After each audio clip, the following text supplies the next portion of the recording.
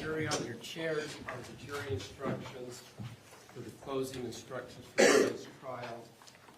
There also is the jury verdict form for the various charges. You're free to read along with me or to just listen while I go through the instructions. You, of course, will be able to take these back to you into the jury room for your deliberations. The rules do require me to read these into the record. It takes a little bit of time to do so. I will do my best not to read too fast or too slow.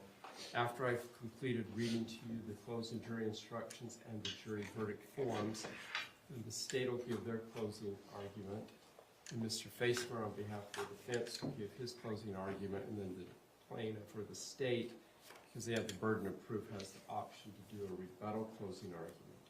After the state has completed their rebuttal argument, if they have any, then it'll be time for us to send you back to start your deliberations. We'll give you some last minute instructions at that point as well. Closing instructions number 1, closing roadmap. Members of the jury, you now have all the evidence. 3 things remain to be done. First, I'll give you additional instructions that you will follow in deciding this case.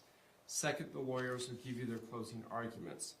The prosecutor will go first, then the defense. Because the prosecution has the burden of proof, the prosecutor may give a rebuttal. Finally, you will go to the jury room to discuss and decide the case. Number 2, juror duties. You have 2 main duties as jurors. The first is to decide from the evidence what the facts are. Deciding what the facts are is your job, not mine. The second duty is to take the law I give you in the instructions, apply it to the facts, and decide if the prosecution has proved the defendant guilty beyond a reasonable doubt. You are bound by your oath to follow the instructions that I give you, even if you personally disagree with them. This includes the instructions I gave you before trial, any instructions I may have given you during the trial, and these instructions. All the instructions are important. You should consider them as a whole. The order in which the instructions are given does not mean that some instructions are more important than others. Whether any particular instruction applies may depend on what you decide are the true facts of the case. If an instruction applies only to facts or circumstances you find do not exist, you may disregard that instruction. Perform your duties fairly. Do not let any bias, sympathy, or prejudice that you may feel toward one side or the other influence your decision in any way. You must also not let yourselves be influenced by public opinion. Number 3, closing arguments. When the lawyers give their closing arguments, keep in mind that they are advocating their views of the case. What they say during their closing arguments is not evidence. If the lawyers say anything about the evidence that conflicts with what you remember, you are to rely on your memory of the evidence. If they say anything about the law that conflicts with these instructions, you are to rely on these instructions. Number 4, legal rulings. During the trial, I've made certain rulings. I made those rulings based on the law and not because I favor one side or the other. However, if I sustained an objection, if I did not accept evidence offered by one side or the other, or if I ordered that certain testimony be stricken, then you must not consider those things in reaching your verdict. Number 5, judicial neutrality. As the judge, I am neutral. If I have said or done anything that makes you think I favor one side or the other, that was not my intention. Do not interpret anything I've done as indicating that I have any particular view of the evidence or the decision you should reach. Number 6, evidence closing. You must base your decision only on the evidence that you saw and heard here in court. Evidence includes what the witnesses said while they were testifying under oath and any exhibits submitted into evidence. Nothing else is evidence. The lawyer's statements and arguments are not evidence. Their objections are not evidence. My legal rulings and comments, if any, are not evidence. In reaching a verdict, consider all the evidence as I have defined it here and nothing else. You may also draw unreasonable inferences from that evidence. Number 7, items not admitted into evidence. Transcripts, police reports, or other written audio or visual materials may have been referenced during the trial, but not admitted as exhibits. It is common during deliberations for jurors to ask to review these materials or to have transcripts of what witnesses said during trial. These materials, other than what may have been admitted as exhibits, may not be requested as part of your deliberations. Number 8, witness credibility. In deciding this case, you will need to decide how believable each witness was. Use your judgment and common sense. Let me suggest a few things to think about as you weigh each witness's testimony. How good was the witness's opportunity to see, hear, or otherwise observe what the witness testified about? Does the witness have something to gain or lose from this case? Does the witness have any connections to the people involved in this case? Does the witness have any reason to lie or slant the testimony? Was the witness's testimony consistent over time? If not, is there a good reason for the inconsistency? If the witness was inconsistent, was it about something important or unimportant? How believable was the witness's testimony in light of other evidence presented at trial? How believable was the witness's testimony in light of your experience? Was there anything about the way the witness testified that made the testimony more or less believable? In deciding whether or not to believe a witness, you may also consider anything else you think is important. You do not have to believe everything that a witness said. You may believe part and disbelieve the rest. On the other hand, if you are convinced that a witness lied, you may disbelieve anything the witness said. In other words, you may believe all, part, or none of a witness's testimony. You may believe many witnesses against one or one witness against many. In deciding whether a witness testified truthfully, remember that no one's memory is perfect. Anyone can make an honest mistake. Honest people may remember the same event perfectly. Number 9, presumption of innocence. Closing. Remember, the fact that the defendant is charged with a crime is not evidence of guilt. The law presumes that the defendant is not guilty of the crimes charged. This presumption persists unless the prosecution's evidence convinces you beyond a reasonable doubt that the defendant is guilty. Number 10, reasonable doubt. Closing. As I instructed you before, proof beyond a reasonable doubt is proof that leaves you firmly convinced of the defendant's guilt. There are very few things in this world that we know with absolute certainty, and in criminal cases, the law does not require proof that overcomes every possible doubt. If the evidence leaves you firmly convinced that the defendant is guilty of the crime charged, you must find the defendant guilty. On the other hand, if there is a real possibility that she is not guilty, you must give the defendant the benefit of the doubt and return a verdict of not guilty. Number 11, direct and circumstantial evidence. Facts may be proved by direct or circumstantial evidence. The law does not treat one type of evidence as better than the other. Direct evidence can prove a fact by itself. It usually comes from a witness who perceived firsthand the fact in question. For example, if a witness testified he looked outside and saw it was raining, that would be direct evidence that it had rained. Circumstantial evidence is indirect evidence. It usually comes from a witness who perceived a set of related events, but not the fact in question.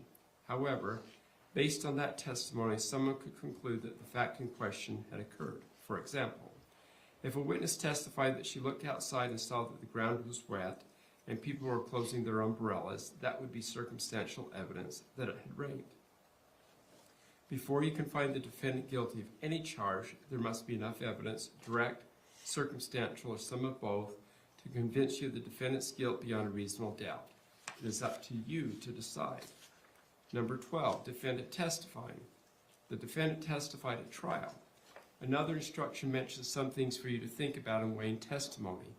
Consider those same things in weighing the defendant's testimony. Don't reject the defendant's testimony merely because she is accused of a crime. Number 13, offense requires conduct and mental state. A person cannot be found guilty of a criminal offense unless that person's conduct is prohibited by law and, at the time the conduct occurred, the defendant demonstrated a particular mental state specified by law. Conduct can mean both an act or the failure to act, and the law requires a person to act. As to the mental state requirement, the prosecution must prove that at the time the defendant acted or failed to act, she did so with a particular mental state. For each offense, the law defines what kind of mental state the defendant had to have, if any. For some crimes, the defendant must have acted intentionally or knowingly. For other crimes, it is enough that the defendant acted recklessly with criminal negligence or as some other specified mental state. Later, I will instruct you on the specific conduct and mental state that the prosecution must prove before the defendant can be found guilty of the crimes charged. Number 14, inferring the required mental state. The law requires that the prosecutor prove beyond a reasonable doubt that the defendant acted with a particular mental state. Ordinarily, there is no way that a defendant's mental state can be proved directly, because no one can tell what another person is thinking. A defendant's mental state can be proved indirectly from the surrounding facts and circumstances. This includes things like what the defendant said, what the defendant did, and any other evidence that shows what was in the defendant's mind. 15. Motive. The defendant's mental state is not the same as motive. Motive is why a person does something. Motive is not an element of the crimes charged in this case. As a result, the prosecutor does not have to prove why the defendant acted or failed to act. However, a motive or lack of motive may help you determine if the defendant did what she is charged with doing.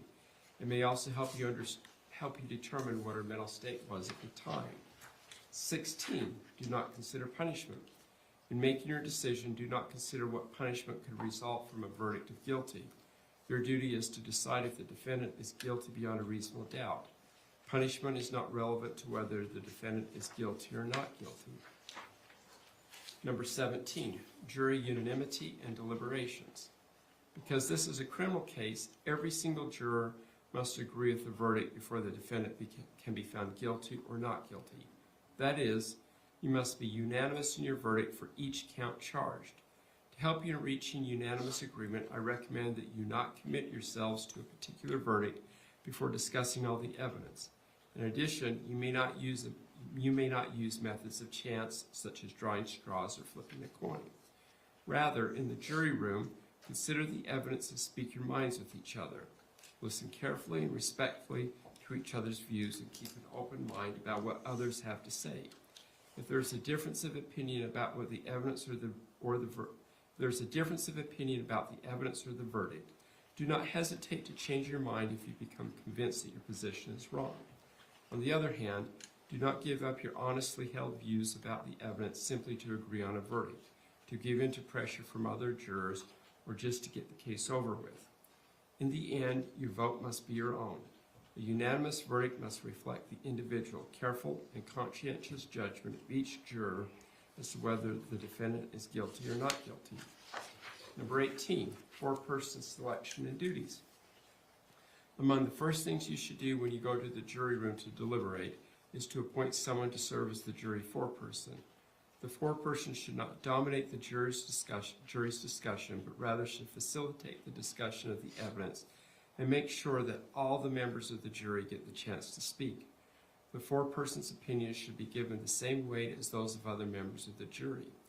Once the jury has reached a verdict, the foreperson is responsible for filling out and signing the verdict forms on behalf of the entire jury. For each offense, the verdict form will have two blanks, one for guilty and the other for not guilty. The foreperson will fill in the appropriate blank to reflect the jury's unanimous decision. In filling out the form, the foreperson needs to make sure that only one blank is marked for each charge. Number 19, jury questions during deliberations. These instructions should contain all the information you need to decide this case based upon the evidence. However, if you have a question or need clarification during deliberations, write a note and give it to the bailiff. I will review it with the lawyers. We will answer your question as appropriate. 20, deadlocked juries. The verdict must represent the considered judgment of each juror. In order to return a verdict, it is necessary that each juror agree. The verdict must be unanimous. It is your duty to consult with one another and to deliberate. Your goal should be to reach an agreement, if you can do so, without surrendering your individual judgment. Each of you must decide the case for yourself, but do so only after impartially considering the evidence with your fellow jurors. Do not hesitate to re-examine your own views and change your position if you are convinced it is mistaken. But do not surrender your honest conviction as to the weight or effect of the evidence solely because of the opinion of your fellow jurors or just to return a verdict. You are judges of the facts. Your sole interest is to determine the truth from the evidence in the case. Number 21, fact versus expert witnesses. There are two types of witnesses, fact witnesses and expert witnesses. Usually a fact witness can testify only about facts that he or she can see, hear, touch, taste, or smell. An expert witness has scientific, technical, or other special knowledge that allows the witness to give an opinion. An expert's knowledge can come from training, education, experience, or skill. Experts can testify about facts, and they can gain their opinions in their areas of expertise. You may have to weigh one expert's opinion against another's. In weighing the opinions of experts, you may look at their qualifications, the reasoning process the experts used, and the overall credibility of their testimony. You may also look at things like bias, consistency, and reputation. Use your common sense in evaluating all witnesses, including expert witnesses. You do not have to accept an expert's opinion. You may accept it all, reject it all, or accept part and reject part. Give it whatever weight you think it deserves. Number 22, law enforcement officer's testimony. You've heard the testimony of a law enforcement officer. The fact that a witness is employed in law enforcement does not mean that his or her testimony deserves more or less consideration than that of any other witness. It is up to you to give the witness's testimony whatever weight you think it deserves. Number 23, stipulation of fact. When lawyers agree that certain facts are true, it is called a stipulation of fact. You must accept any stipulated facts as having been proven. However, the significance of these facts, as with all other facts, is for you to decide. Number 24, multiple defendants or missing defendants. There has been evidence suggesting that persons other than the defendant may have been involved in the crime for which the defendant is on trial. Your duty in this case is to decide only whether the prosecutor has proven beyond a reasonable doubt the guilt of the defendant who is on trial. Number 25, separate consideration of multiple crimes. The defendant has been charged with more than one crime. It is your duty to consider each charge separately. For each crime charged, consider all the evidence related to that charge.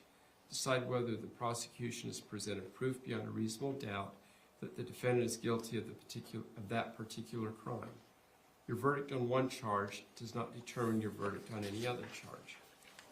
Number 26, date or time of offense is not an element. The state has alleged that the defendant committed the charged offense on or about certain dates. The exact date is not an element of the offense which the state must prove beyond a reasonable doubt. 27, usual and ordinary meanings instruction. Unless these instructions give a definition, you should give all words their usual and ordinary meanings. Instruction 28, mental states defined intentionally.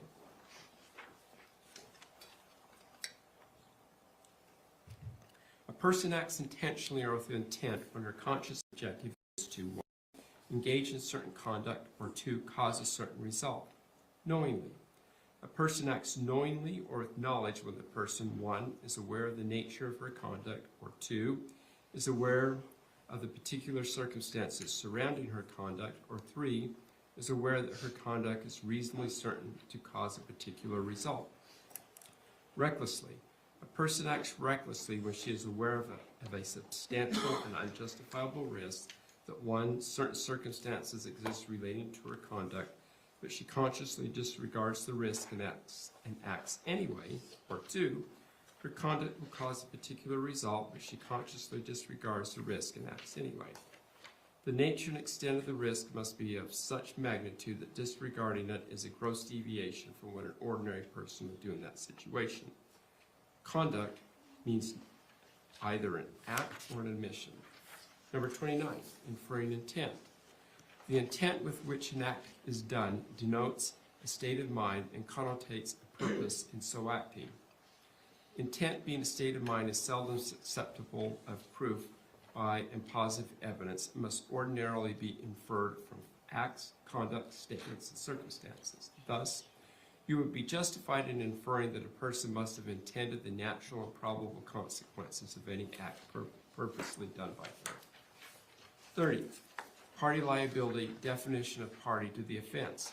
A person can commit a crime as a party to the offense. In other words, a person can commit a criminal offense even though she did not personally do all the acts that make up the offense. Here, Tracey Marie Grist is charged in count 1, 3, 4, and 5 as a party to the offense. Before a person can be found guilty as a party to the offense, you must find beyond a reasonable doubt that 1. Tracey Marie Grist had the mental state required to commit the charged offense, and 2, Tracey Marie Grist, A, directly committed the charged offense, or B, intentionally, knowingly, or recklessly solicited, requested, commanded, or encouraged another person to commit the charged offense, or C, intentionally aided another person to commit the charged offense, and 3, the charged offense was committed either by Tracey Marie Grist or Kevin Stanley Ellis or another person. 31. Elements of the charged crime, count 1, murder. The defendant, Tracey Marie Grist, is charged in count 1 with committing murder. You cannot convict her of this offense unless, based on the evidence, you find beyond a reasonable doubt each of the following elements. 1, Tracey Marie Grist is a party to the offense. 2, A, intentionally or knowingly caused the death of Matthew Restelli, or B, intending to cause serious bodily injury to another, Tracey Marie Grist committed an act clearly dangerous to human life that caused the death of Matthew Restelli, or C, acting under circumstances evidencing a depraved indifference to human life, Tracey Marie Grist engaged in conduct which created a grave risk of death to another and thereby caused the death of Matthew Restelli. After you carefully consider all the evidence in this case, if you are convinced that each and every element has been proven beyond a reasonable doubt, then you must find the defendant guilty. On the other hand, if you are not convinced that one or more of these elements has been proven beyond a reasonable doubt, then you must find the defendant not guilty. Number 32, definitions applicable to count 1, murder. Bodily injury. Bodily injury means physical pain, illness, or any impairment of physical condition. Serious bodily injury. Serious bodily injury means bodily injury that creates or causes serious permanent disfigurement, protracted loss or impairment of the function of any bodily member or organ, or creates a substantial risk of death. Number 33, definition/explanation of depraved indifference. A person is guilty of murder if, acting under circumstances that demonstrated depraved indifference to human life, she knowingly engages in conduct that creates a grave risk of death and in fact causes the death of another. Depraved indifference to human life means an utter callousness towards the value of human life and a complete indifference as to whether the actor's conduct will create a grave risk of death to another. To act with depraved indifference, the actor must do more than act recklessly. However, she does not have to have a conscious desire to cause death, nor does she need to be aware that the conduct is reasonably certain to cause death. In the context of depraved indifference, murder knowingly means that the person knew the nature of her conduct, that the conduct created a risk of death, and that the risk of death was grave. A grave risk of death means more than a substantial and unjustifiable risk. There must be a high likelihood that death will result. In order to find depraved indifference, you must evaluate all the circumstances surrounding the death from the standpoint of a reasonable person in the actor's position. In evaluating the evidence, you should consider the following factors. 1, the social value of the defendant's conduct. 2, the magnitude of the risk. 3, the defendant's knowledge of the risk. And 4, any precautions taken by the defendant to minimize the risk. Number 34, elements of the charged crime, count 2, conspiracy to commit murder. The defendant, Tracey Marie Grist, is charged in count 2 of committing conspiracy to commit murder. You cannot convict her of this offense unless, based on the evidence, you find beyond a reasonable doubt each of the following elements. 1, Tracey Marie Grist. 2, intended that conduct constituting the crime of murder be performed. And 3, agreed with one or more persons to engage in or cause the performance of the conduct. After you carefully consider all the evidence in this case, if you're convinced that each and every element has been proven beyond a reasonable doubt, then you must find the defendant guilty. On the other hand, if you are not convinced that one or more of these elements has been proven beyond a reasonable doubt, then you must find the defendant not guilty. Number 35, elements of the charged crime, count 3, obstruction of justice. The defendant, Tracey Marie Grist, is charged in count 3 of committing obstruction of justice. You cannot convict her of this offense unless, based on the evidence, You find beyond a reasonable doubt each of the following elements. 1. Tracey Marie Grist is a party to the offense. 2. Intended to hinder, delay, or prevent the investigation, apprehension, prosecution, conviction, or punishment of any person regarding conduct that constituted a criminal offense. And A. Altered, destroyed, concealed, or removed any item or other thing. Or B. Made, presented, or used any item or thing known by the actor to be false. Or C. Provided false information regarding a suspect, a witness, the conduct constituting an offense, or any other material aspect of the investigation. After you carefully consider all the evidence in this case, if you are convinced that each and every element has been proven beyond a reasonable doubt, then you must find the defendant guilty. On the other hand, if you are not convinced that one or more of these elements has been proven beyond a reasonable doubt, then you must find the defendant not guilty.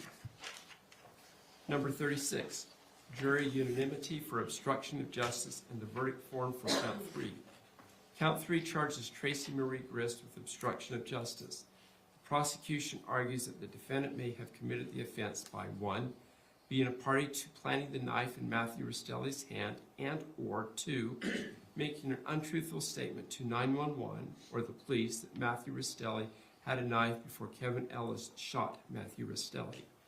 You may not find Tracey Marie Grist guilty on this account unless you unanimously agree that the prosecution has proven that Tracey Marie Grist committed obstruction of justice in at least one of these specific ways, and you unanimously agree on the specific way in which the defendant committed the offense.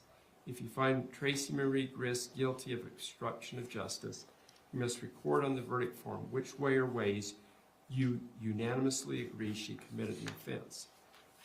37. Elements of the crime charged. Count 4, commission of domestic violence in the presence of a child. The defendant, Tracey Marie Grist, is charged in count 4 with committing to commission of domestic violence in the presence of a child. You cannot convict her of this offense unless, based on the evidence, you find beyond a reasonable doubt each of the following elements. 1. Tracey Marie Grist as a party to the offense. 2. Intentionally or knowingly committed murder. 3. In the presence of a child. And 4. Tracey Marie Grist and Matthew Restelli were cohabitants at the time of the offense. After you carefully consider all the evidence in this case, if you are convinced that each and every element has been proven beyond a reasonable doubt, then you must find the defendant guilty. On the other hand, if you are not convinced that one or more of these elements has been proven beyond a reasonable doubt, then you must find the defendant not guilty. Number 38, element of the crimes charged, count 5, commission of domestic violence in the presence of a child.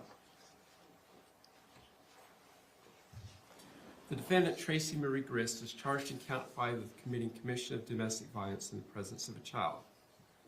You cannot convict her of this offense unless, based on the evidence, you find beyond a reasonable doubt each of the following elements. 1. Tracey Marie Grist as a party to the offense.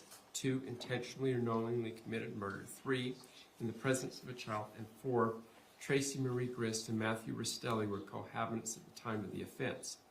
After you carefully consider all the evidence in this case, if you're convinced that each and every element has been proven beyond a reasonable doubt, then you must find the defendant guilty. On the other hand, if you are not convinced that one or more of these elements has been proven beyond a reasonable doubt, then you must find the defendant not guilty. Number 39, stipulation of fact regarding cohabitation. When lawyers agree that certain facts are true, it is called a stipulation of fact. You must accept any stipulated facts as having been proven. However, the significance of these facts, as with all facts, is for you to decide. The parties have stipulated that Tracey Marie Grist and Matthew Restelli were cohabitants at the time of the offense. Number 40, definitions applicable to counts 4 and 5, commission of domestic violence in the presence of a child. Child means an individual younger than 18 years old. In the presence of a child. In the presence of a child means A, in the physical presence of a child, or B, having knowledge that the child is present and may see or hear an act of domestic violence. Cohabitant. Cohabitant, as used in this case, means an individual who is 16 years or older who, 1, is related by blood or marriage to the other party as the individual's parent, grandparent, sibling, or any other individual related to the individual by consanguinity or affinity to the second degree. As instruction 39 provides, the parties have stipulated that Tracey Marie Grist and Matthew Restelli were cohabitants at the time of the offense. Instruction number 41, special verdict form for cohabitation. If you determine beyond a reasonable doubt that Tracey Marie Grist committed either murder count 1, conspiracy to commit murder count 2, domestic violence in the presence of a child count 4, or domestic violence in the presence of a child count 5, you must complete the special verdict form titled Special Verdict Form for Cohabitant. Number 42, jury unanimity, multiple offenses with identical elements. The prosecution is charged in count 4 and count 5 that Tracey Marie Grist committed commission of domestic violence in the presence of a child multiple times. Although each of these counts has similar or identical elements, you must consider each count separately and render unanimous agreement on whether Tracey Marie Grist is guilty or not guilty of each individual count. You may not find the defendant guilty of any count unless you unanimously agree the prosecution has proven the specific act and the elements of the offense for each count, and you unanimously agree the prosecution has proven all other elements of the count. You may find the defendant guilty of all of these counts, none of these counts, only some of these counts, but for each count your decision must be unanimous. In this case, count 4 is based on the alleged conduct of committing the offense in the presence of SR. Count 5 is based on the alleged conduct of committing the offense in the presence of CR. I'll now read to you the various verdict forms. In the 4th District Court, Provo, Utah County, State of Utah plaintiff versus Tracey Marie Grist, defendant. Verdict form for count 1, case number 2411-01170, Judge Roger W. Griffin. As to count 1, we, the jury, impaneled in the above entitled cause, find the defendant as to count 1, murder is charged in the information, blank guilty or blank not guilty. And then below that is a line with the jury foreperson. The jury foreperson will select the correct answer and then sign their name and put their juror number by their name. The next jury verdict form. In the 4th District Court, Provo, Utah County, Utah, State of Utah versus Tracey Marie Grist. Verdict form for count 2, case 2411-01170, Judge Roger W. Griffin. As to count 2, we, the jury, impaneled in the above entitled cause, find the defendant as to count 2, conspiracy to commit murder as charged in the information, blank guilty or blank not guilty, then a signature line for the jury foreperson. Similarly, you should check the right box for the jury's decision, sign, and put your jury number next to your signature. The next verdict form. In the 4th District Court, Provo, Utah County, Utah, State of Utah versus Tracey Marie Grist, defendant. Verdict form for count 3, case number 2411-01170, Judge Roger W. Griffin. As to count 3, we, the jury, impaneled in the above entitled cause, find the defendant as to count 3, obstruction of justice, as charged in the information, blank guilty or blank not guilty. Further, having found the defendant guilty, we unanimously find, and you mark all that apply and leave blank if the defendant is found not guilty. Blank, Tracey Marie Grist was a party to planting the knife in Matthew Restelli's hand.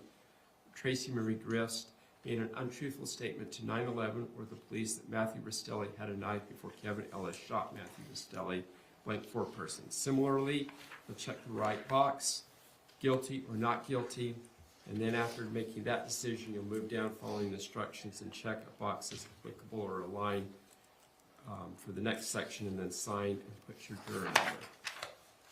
The next verdict forms for counts 4 and 5. In the 4th District Court, Provo, Utah County, State of Utah, plaintiff versus Tracey Marie Grist, defendant. Case number 2411-01170, Judge Roger Griffin. As to count 4, we, the jury, impaneled in the above entitled cause, find the defendant as to count 4, commission of domestic violence in the presence of a child as charged in the information, blank guilty or blank not guilty.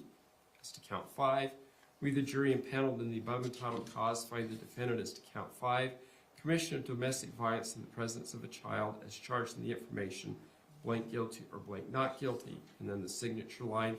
Once again, the jury foreperson will select the correct answer for each count, then sign and put their juror number next to their signature.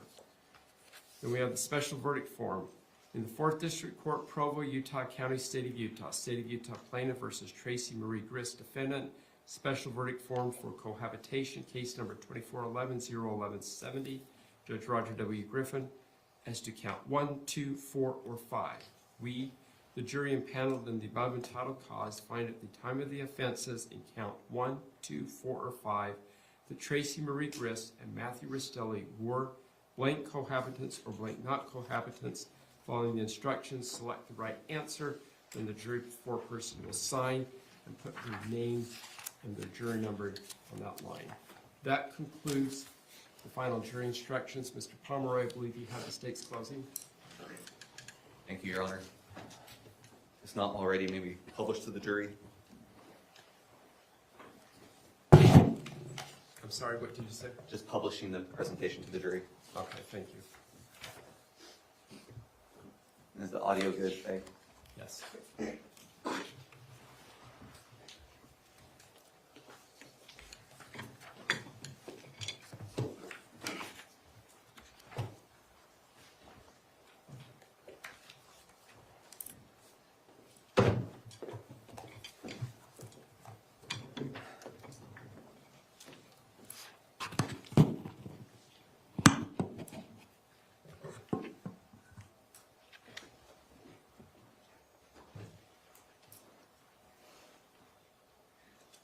Kevin Ellis pulled the trigger, but Tracey Grist killed Matthew Restelli. The question isn't whether it was murder. The question is whether Tracey is tied to that murder. Under the law, a person is guilty of a crime if she intentionally helps bring it about, if she solicits it, if she encourages it, if she helps it to happen. She doesn't have to pull the trigger to be a murderer. So again, Kevin shot, but Tracey is a murderer. Fueled by her hate for Matthew, inspired by her interest in true crime, Tracey planned and executed a knockoff of the Donna Adelson conspiracy. After all, as Tracey herself put it, sometimes you have to color outside the lines. Now, in this conspiracy, Kate and her kids were the motive, Kevin was the means, and Tracey was the mastermind, the manipulator. Let's briefly address each of those three. Start with the motive. Kate was unhappy in her marriage. She viewed it as loveless. She had already moved on to other men. She wanted a divorce and custody of her kids. But when she ran away to Utah, a divorce attorney told her it wouldn't be so easy. As she put it in a text to her friend, she felt both hopeless and fucked. Tracey too gained a motive by this turn of events. Remember what Matt texted her after she convinced Kate to skip town on him. You infected Kate with the need to leave California. I will not forget your involvement in this. Enjoy your short time with them. You will not be welcome in our house again. If you don't text me the address where his children were, I will be calling the sheriff for kidnapping. Tracey not only hated Matt, but feared that if he remained in the picture, she would lose at least some level of access to her daughter and her grandchildren. Everyone understood that this was the final straw. So Tracey did what a lawyer could not. She copied an idea, a way out of the marriage with no California court, no sheriff, no shared custody, and no loose ends. It would kill Matthew. The means. Kevin's role in Tracey's plan was to shoot Matthew. He shot Matthew 7 times. 3 times in the back. Mere seconds after Matthew had come into the home, an expected and invited guest. Kevin and Tracey then waited 8 minutes after the shooting before calling 911. Time sufficient to make sure that Matthew was truly dead, time to plant the knife, time to stage the scene. During those 8 minutes, no one tried to give Matthew any life-saving aid. During those 8 minutes, Kevin said to be careful because Matthew might still be moving or kicking. And during those 8 minutes, as I said, the knife was planted. That gun he used to kill Matthew? Tracey's. The knife planted in Matthew's hand? Tracey's. The manipulation. Tracey was the mastermind of this murder. She was at the gravitational center of this entire family.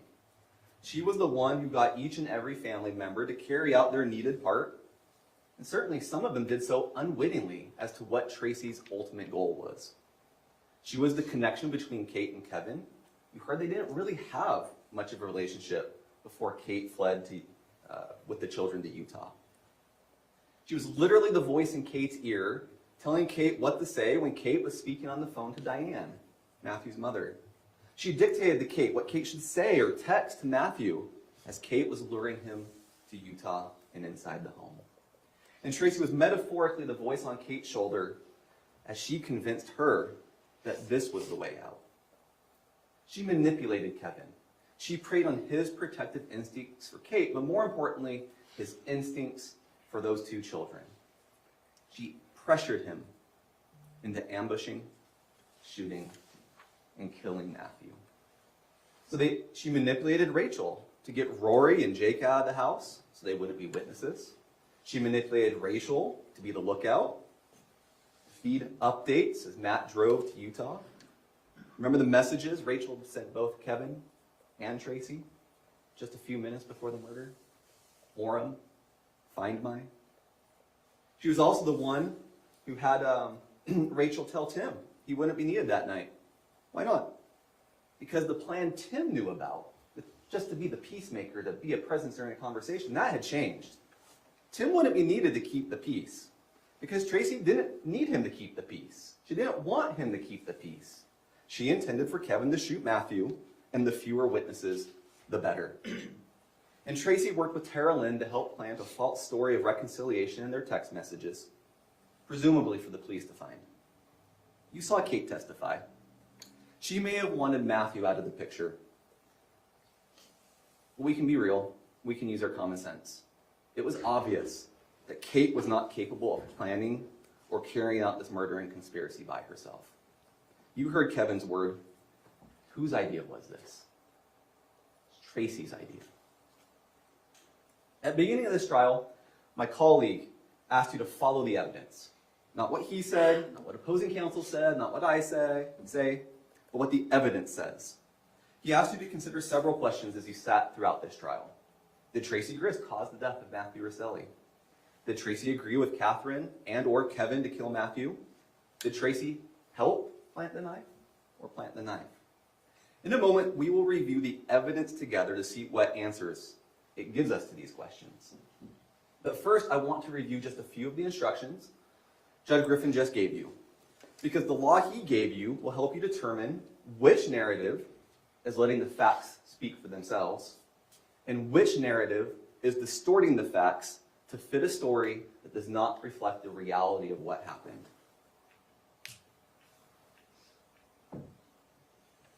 Jury instruction 10 is the reasonable doubt instruction. I want to call your attention to just a few passages in each of these instructions. There are very few things in this world that we know with absolute certainty. And in criminal cases, the law does not require proof that overcomes every possible doubt. You just need to be firmly convinced. And if I say anything in this closing argument that makes it seem I'm undercutting that, I'm not. If I say anything, a slip of a tongue that makes it seem like I'm shifting the burden to the defendant, I am not. She has no burden. The state has the burden. But be clear on what the burden is. You only have to be firmly convinced, not beyond a shadow of a doubt or some other standard. What is evidence? Evidence includes what the witnesses said while testifying under oath, and any exhibits admitted into evidence, as noted. The lawyer's statements, the arguments, those are not evidence. But this is important. This is what I want to draw your attention to. You may draw all reasonable inferences from that evidence. And there are many reasonable inferences for you to draw in this case. You may ask, is some evidence better than other evidence? Facts may be proved by direct evidence or circumstantial evidence.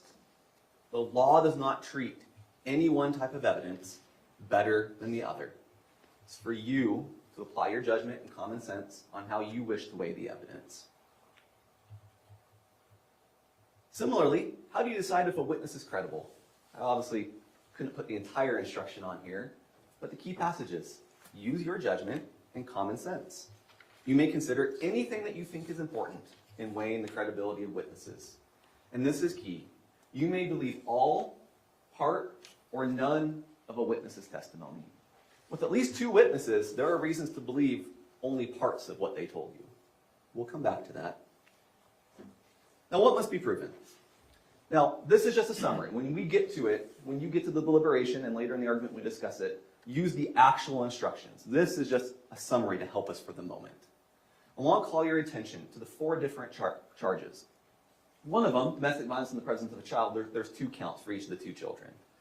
But you'll notice that murder, as a party to the offense, did Tracey Grist cause the death of Matthew? Obstruction, as a party to the offense, did Tracey plant the knife or make an untruthful statement to police or 911?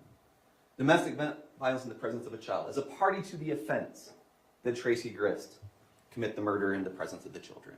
And then conspiracy is slightly different. Tracey Grist, intending that the crime be performed, agreed with 1 or more persons to engage or cause the performance. 3 of these charges have that language as a party to the offense. And that's important to look at for a moment. What does that mean? How can you be a party to the offense? If she has the mental state required for the offense, that's something the instruction will tell you a little bit more about in a moment. If she directly commits it, or if she solicits it, or requests it, or commands it, or encourages it, or intentionally aids it, she's just as guilty as the person who actually did it. So if she solicited, requested, commanded, encouraged, or aided Kevin in shooting Matthew, she's guilty of murder. The same for the obstruction, and the same for the domestic violence in the presence of a child. Now, with this law in mind, I want to review the facts together with you. And in these facts, we will see, as surely as the day is long, that Tracey Grist is not just a party to the offense, but the key party to the offenses of murder and obstruction and conspiracy and domestic violence in the presence of a child.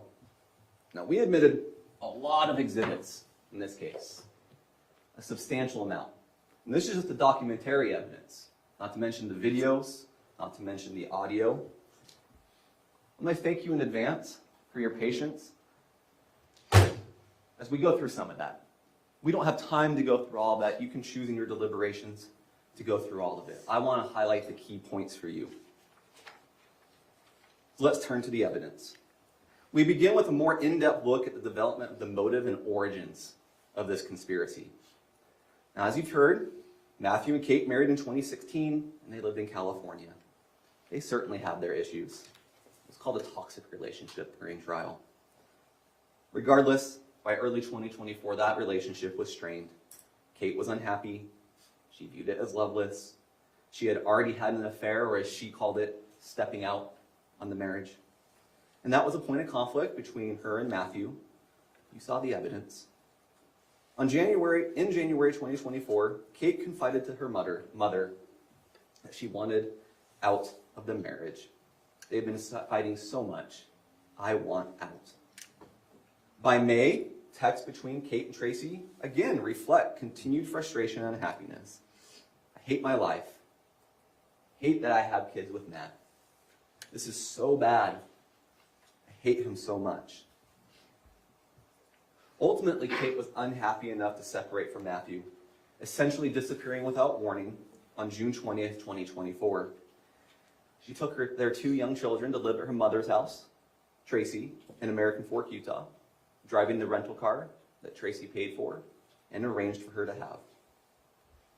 After Kate came to Utah, she and the Grist family learned that separating from Matthew and getting custody of the children wouldn't be very clear-cut. It would be very difficult. The biggest problem was that California still had legal jurisdiction over the children and the marriage. You heard Kate's recorded conversation with the lawyer that she shared with the family, where she learned the reality of their situation. As Kate summarized to her friend, honestly, I'm fucked. Just dumb California law. I just feel hopeless. So the evidence is clear about the development of Kate's motive. But in the evidence, we can also see the development of Tracey's motive and thoughts in parallel to Kate.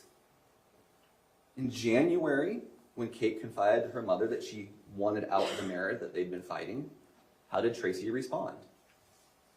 She called Matt. She threatened him, even though, as she puts it, she was just watering down her words. And then Kate said, "Don't call him." And she replied that she wouldn't. "I'll just drive 9 hours and strangle him." Fuck him. By May, Kate had again confided that she hates her life. This was May 22nd. And the next day, Tracey searches the web for mountain lion. Searches the web for this. What scent attracts mountain lions to human? Tracey says, this is just a joke. I don't know about you. I've never had Google laugh at one of my searches before. This was for her and her alone. That same day, Tracey flew to California for a short visit to attend her friend Amy's celebration of life. She returned home on May 30th, and then shortly thereafter, she starts days of texts and searches that aren't just coincidence, but rather show what Tracey thinks of Matthew and what's on her mind at this point in time. So on June 4th, around 6:02 p.m., Tracey reaches out to her daughter, Tara Lynn. "Can you talk?" So mad at Matt. So mad.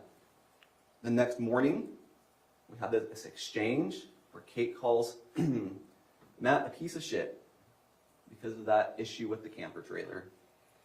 And Tracey says, "He's lying." And then, a little bit later that day, tells Rachel, "Matt made it so I want to kill him. When Katie asked about whatever I had said about her being in the camper too much, which I never said anything, he straight up lied. I'm gonna kill him." And then by the evening of June 6th, and the next morning, June 7th, she searches more. She searches more about the Donna Adelson murder conspiracy. She searches Katie Magbanwa pictures, Katie Magbanwa, Catherine Magbanwa attorney, Katie Magbanwa's second trial defense charts. You may remember that Katie was the middleman in the Donna Adelson conspiracy to murder her son-in-law. She also searches, how old were Dan Markle's kids when Dan was killed? Dan was Donna's son-in-law, who she murdered through the use of a hitman. Or we could use the defense's statements from opening, where he said, "It's just a guy who got murdered by another guy." It was a messy deal. Also a conspiracy. What these texts, internet searches, and verbal conversations show is that Tracey returned again and again over time to her contempt for Matthew and the idea of killing him. Look, we need to be clear about at least one thing here. Offhanded comments and Google searches alone do not prove guilt. Back in January, the murder wasn't in play yet. But when you see the comments continue, when you see the comments followed by research, the research followed by planning, the planning followed by an execution of the plan followed by a cover-up, it tells you what was on her mind, and you know exactly what her intent was. You heard Tracey say it herself. I searched what was on my mind. Matthew's death was on her mind. Moreover, Tracey's feelings influenced the entire family. Let's take one example. From June 16th. This is where Tara Lynn and Rachel have a conversation. Tara Lynn, referring to her husband, asking Rachel, he wants to know if you shot your .380 yet. Rachel says, no. Unfortunately, kids make it hard to get out and go shooting. Ha ha. We need to coordinate with mom and take it out before any chance of Matt coming. LOL. There's a phrase called kidding on the square. I don't know if you've heard it before. It's a communication style where it allows someone to convey a sincere opinion under the guise of humor. It can give you plausible deniability. I was just kidding. I was just joking about what I said. But what such joking does, when it's repeated time and time again, is to normalize violence. It desensitized the family to the idea of killing Matt. It dehumanized Matthew that they routinely joked about killing him. It takes a lot to kill another person. Normalizing, desensitizing, dehumanizing, good first steps to get there. Some of it surely started as a joke. That's got to be the truth. That common sense tells you that. It turns out to be a lot less funny when a few minutes later someone turns up dead. With this understanding of Tracey's mindset towards Matthew, consider what happened once it was decided that Kate would leave Matthew and come to Utah. So on June 16th, the arrangements were made for Kate to come to Utah. Tracey got her on the credit card, they made the bedroom plan, etc., etc. At nearly exactly the same time, Tracey makes the following search. Utah, shoot, break in. She said, "Now autocorrect must have spelt it wrongly." Use your common sense. Autocorrect doesn't fill in misspellings. This was an intentional search by Tracey. And then a few hours later, she searches how to file for a divorce, how to establish Utah residency. On the 20th, Kate then came to Utah. And as a result of her coming to Utah, we have the final text conversations between Matthew and Tracey. The ones where Matt texted Tracey after she helped Kate skip town on him. These statements. The ones where he says that you infected Kate. The one where he says, enjoy your short time with them. The one where he threatens to call the sheriff for kidnapping. And we can see as a result of this exchange exactly how Tracey became concerned about what had happened, about what she had done, about the legal implications of bringing Kate and the children to Utah. For what we will see is not a temporary breather, but a permanent break. Because the next morning on June 22nd, she makes 16 searches related to child custody, the legal implications, and parental kidnapping. Now, what did Tracey learn from all these web searches? We can infer, remember the instructions, you can make reasonable inferences from the evidence, that she learned exactly what the lawyer told Kate on July 11th. California still had jurisdiction. Jurisdiction for the divorce, jurisdiction for child custody, and there was no way Kate was going to get sole custody of the kids in Utah. And now, at this point, after that, Kate had very real reason to fear losing at least some access to her daughter and her grandchildren. There was the lawyer call on July 11th at 3:29 p.m. Lasted approximately 31 minutes. What did Tracey search at 4:39 p.m.? When was Donna Adelson arrested? So approximately 40 minutes after the lawyer call ended, Tracey is researching how long it took Donna Adelson to be arrested for getting rid of her inconvenient son-in-law by murdering him during a custody dispute. Is it a coincidence? If you still have any lingering doubt that Tracey didn't know exactly what was going on with the lawyer or wasn't controlling absolutely everything and everyone in this family, remember her conversation with Tara Lynn from before the lawyer meeting. Tara, call Kate. Help her with what to say to the lawyer. She's happy about not going back, and she needs to take legal steps now. School starts soonish. July 1st. Does this sound temporary to you? Tracey knows Kate isn't going back, even if she testified otherwise. She directs both Tara and Kate on what to do. And let's be real, kids don't need to be registered for school in Utah if they're going home to California. What else Tracey say? The next day, I'll listen to the lawyer call and report. So what do we know? We know in Tracey's own words that she had contempt for Matt, hated Matt, disliked Matt. Use your adjective of choice. We know in her own words that she stewed over his supposed lies. We know in her own words that she repeatedly joked. She discussed killing him, harming him. We know in her own words that she was well acquainted with murder conspiracies. We know in her own words that she was researching about shooting intruders. We know in her own words, after Matthew threatened to call the sheriff over kidnapping, that she was concerned about parental kidnapping and the legal implications. And we know the lawyer told the family that this wasn't a legal battle they were going to win. Was there an initial plan for this family, for Kate, to pursue a divorce? Yes, that was the initial plan. But by this point, by July 11th, the backup plan took priority for Tracey, Kate, and Kevin. A way out. But that way out was to get Matthew out of the picture permanently. I want to remind you of one more thing on this point before we move on.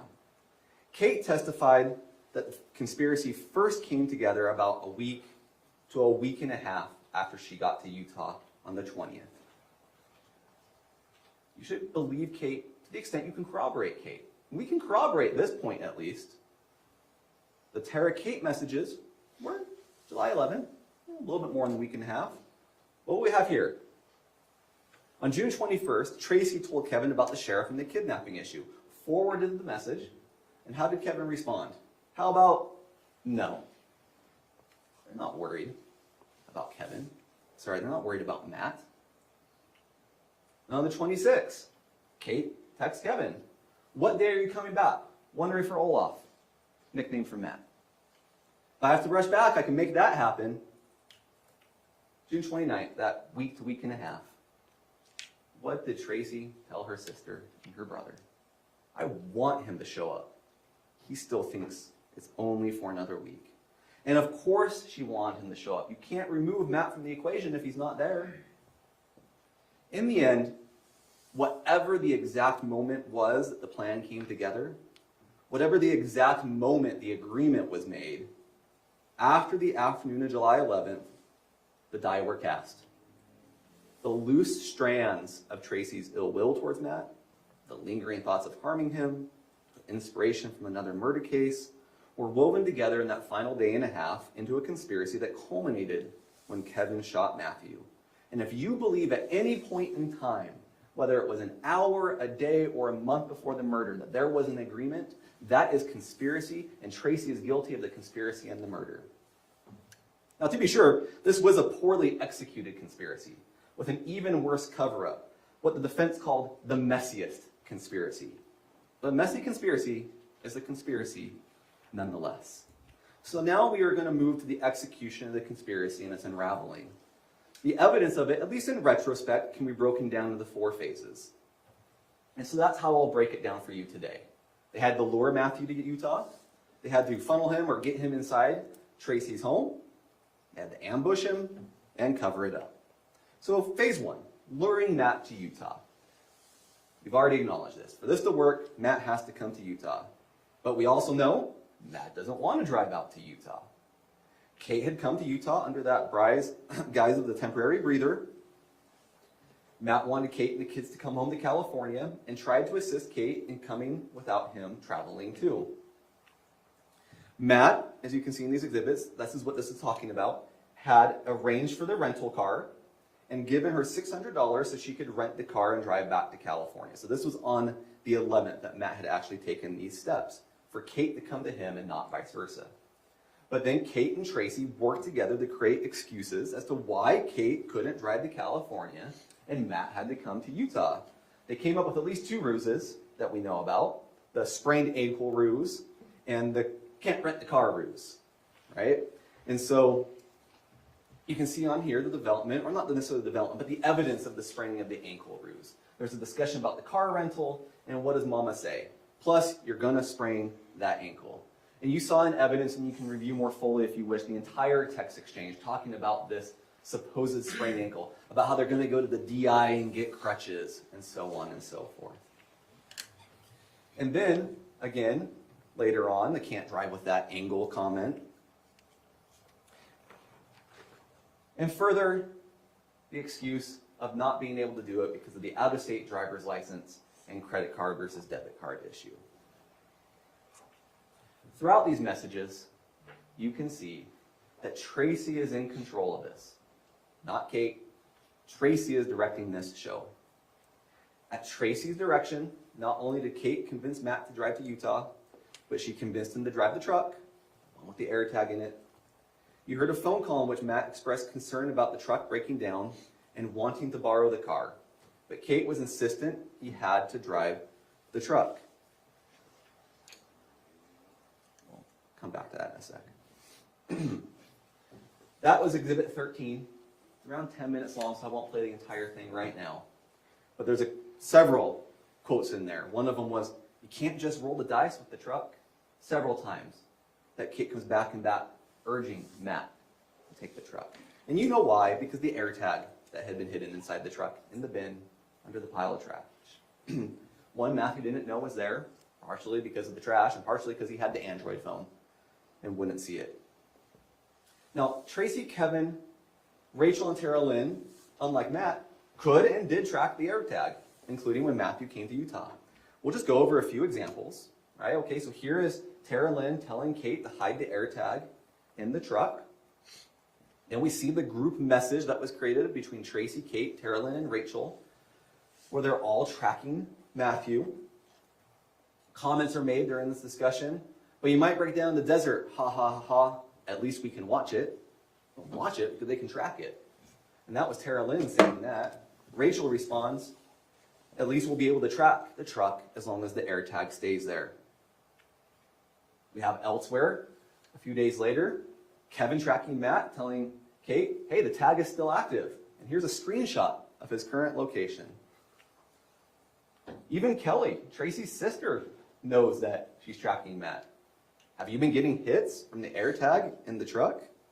You can infer Tracey told her about it.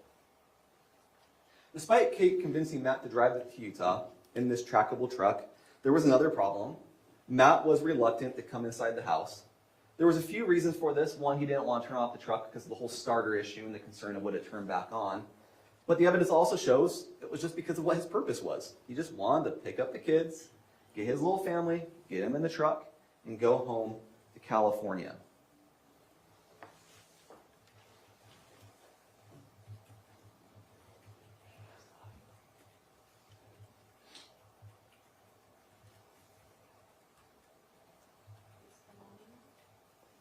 We turn the volume, it looks like it may not have been turned up.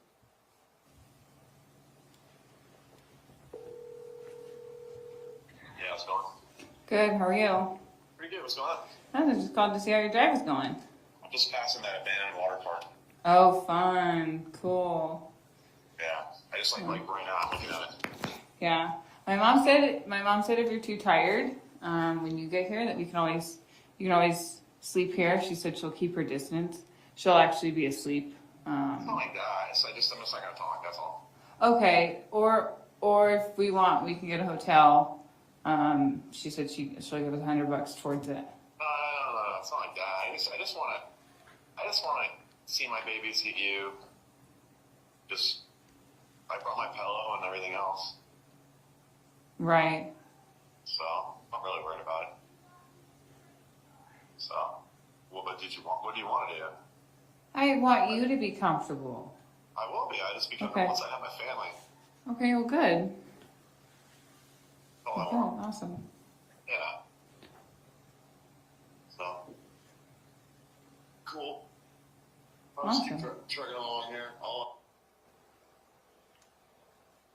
The morning started with these text messages. Good morning, getting up and getting moving. Exciting for today, is what Kate told him. He responds, I'm over the moon. Can't wait to hug and kiss you all. You have other phone calls in the record that you can listen to from the morning. That last phone call you just heard was at 2:20 afternoon. There's another one around 8:15 p.m. You can listen to all of them if you want. You'll notice Matt's not agitated. Matt's excited about seeing his family, seeing his baby, going home. Completely different than the testimony you heard from Tracey, that he was agitated, and that explains what happened. Not what explains what happened. Anyways, Matthew didn't want to go in Tracey's home. He didn't want that confrontation. He didn't want to turn off the car as we discussed. He just wanted to load quickly and go home.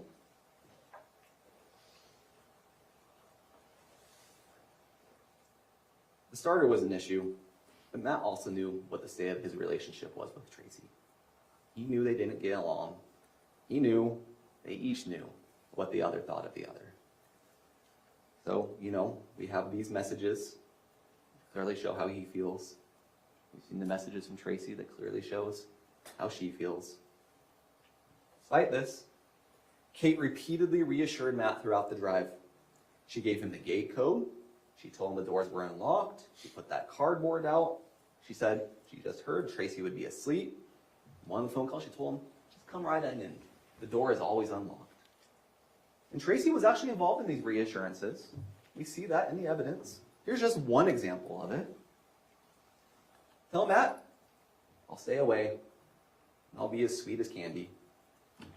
Tracey, who had for months belittled Matthew, for months threatened to kill him in these so-called jokes, made a threat to him over the phone, said fuck him, belittled him, said he didn't have the balls to do anything. Tracey, who had gotten Kate away from Matthew, is now encouraging Matthew to come inside the home without knocking, without hesitation. What's common sense tell you about that? Meanwhile, and this is all happening, the family is monitoring the AirTag. Now, you heard Rachel testify that she watched it at least 5 times that day. We know Tara Lynn and Rachel knew about it. Here is Rachel texting Tara Lynn a screenshot of Matt's location, to which Tara Lynn replies with an expletive, that's pretty far up there. We know Tracey was doing the same.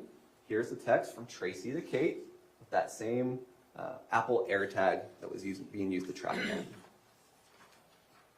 Now, July 12th was a hive of activity amongst the family as preparations were made for his arrival. Throughout the day of the shooting, the family exchanged phone calls and messages, many of which discussed Matt. We have reconstructed, for this presentation, a timeline sourced entirely from the evidence in the trial of what all these people were doing on July 12th before Matthew's arrival. Now, I'm going to give you a note up front. This is a demonstrative.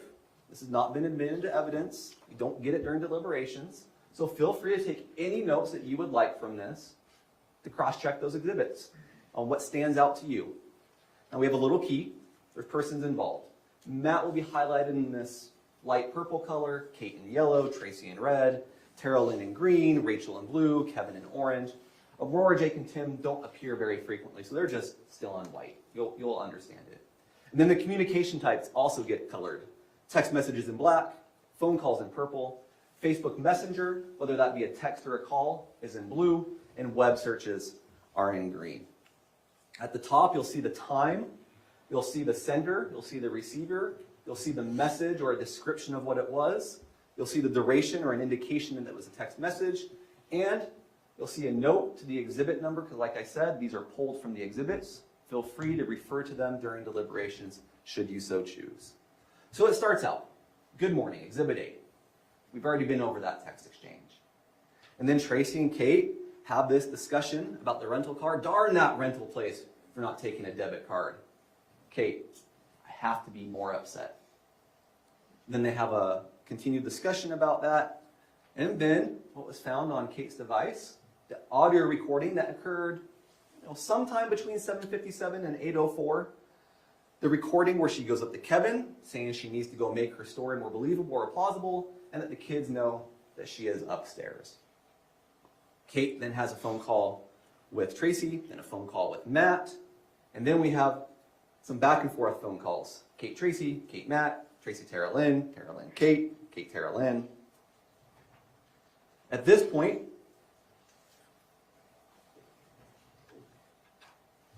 we have 3 phone calls between Kate and Matthew where she is convincing him to come out to Utah. The first one, that's the one where you can't roll the dice, you heard the segment of. Go back and listen to the entire thing. The second one, Matt says he's not going to borrow a car. And by the third one, Matt says that he got the permit, he's going to be able to drive the truck out. And then right after that, Kate texts Tracey. He's going to drive out. So the plan worked. Matt's coming to Utah. And then what happens? Kate calls Tara Lynn. Tara Lynn calls Rachel. Rachel texts Tracey. Carolyn calls Rachel. Tracey texts Kate, I'll call you. Then Tracey, a little bit later, does call Tracey. Have you ever seen the third Lord of the Rings movie, Return of the King? Or is that one scene where they light the beacon tower and it just goes down the change and each one gets lit in a row? That is exactly what's happening here.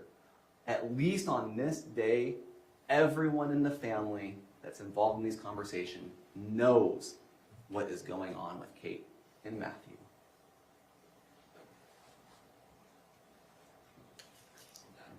And then we have that text message we already looked at where Tracey shows the AirTag location. And then we have a phone call between Matt and Kate where Kate confirms that Matthew is coming inside. Yeah, probably just pull right up in front of the house, you know? Yeah, I want to slow it up. How long are you going to take? Like 15 minutes to load up? Yeah, not long at all. Yeah, I'm not trying to rush you. I just don't No. want to risk the truck. That's all, you know? No, I get it. Yeah. You gonna come inside?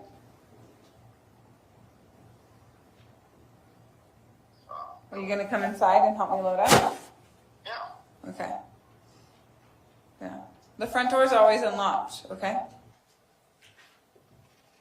So that entire call is about 11 minutes, Exhibit 16. There's more to it. Those are some highlights. Then we get to lunchtime. We again have a flurry of calls back and forth. Or I guess I should say messages. Some of these are Facebook, some of these are phone calls, some of these are written communications.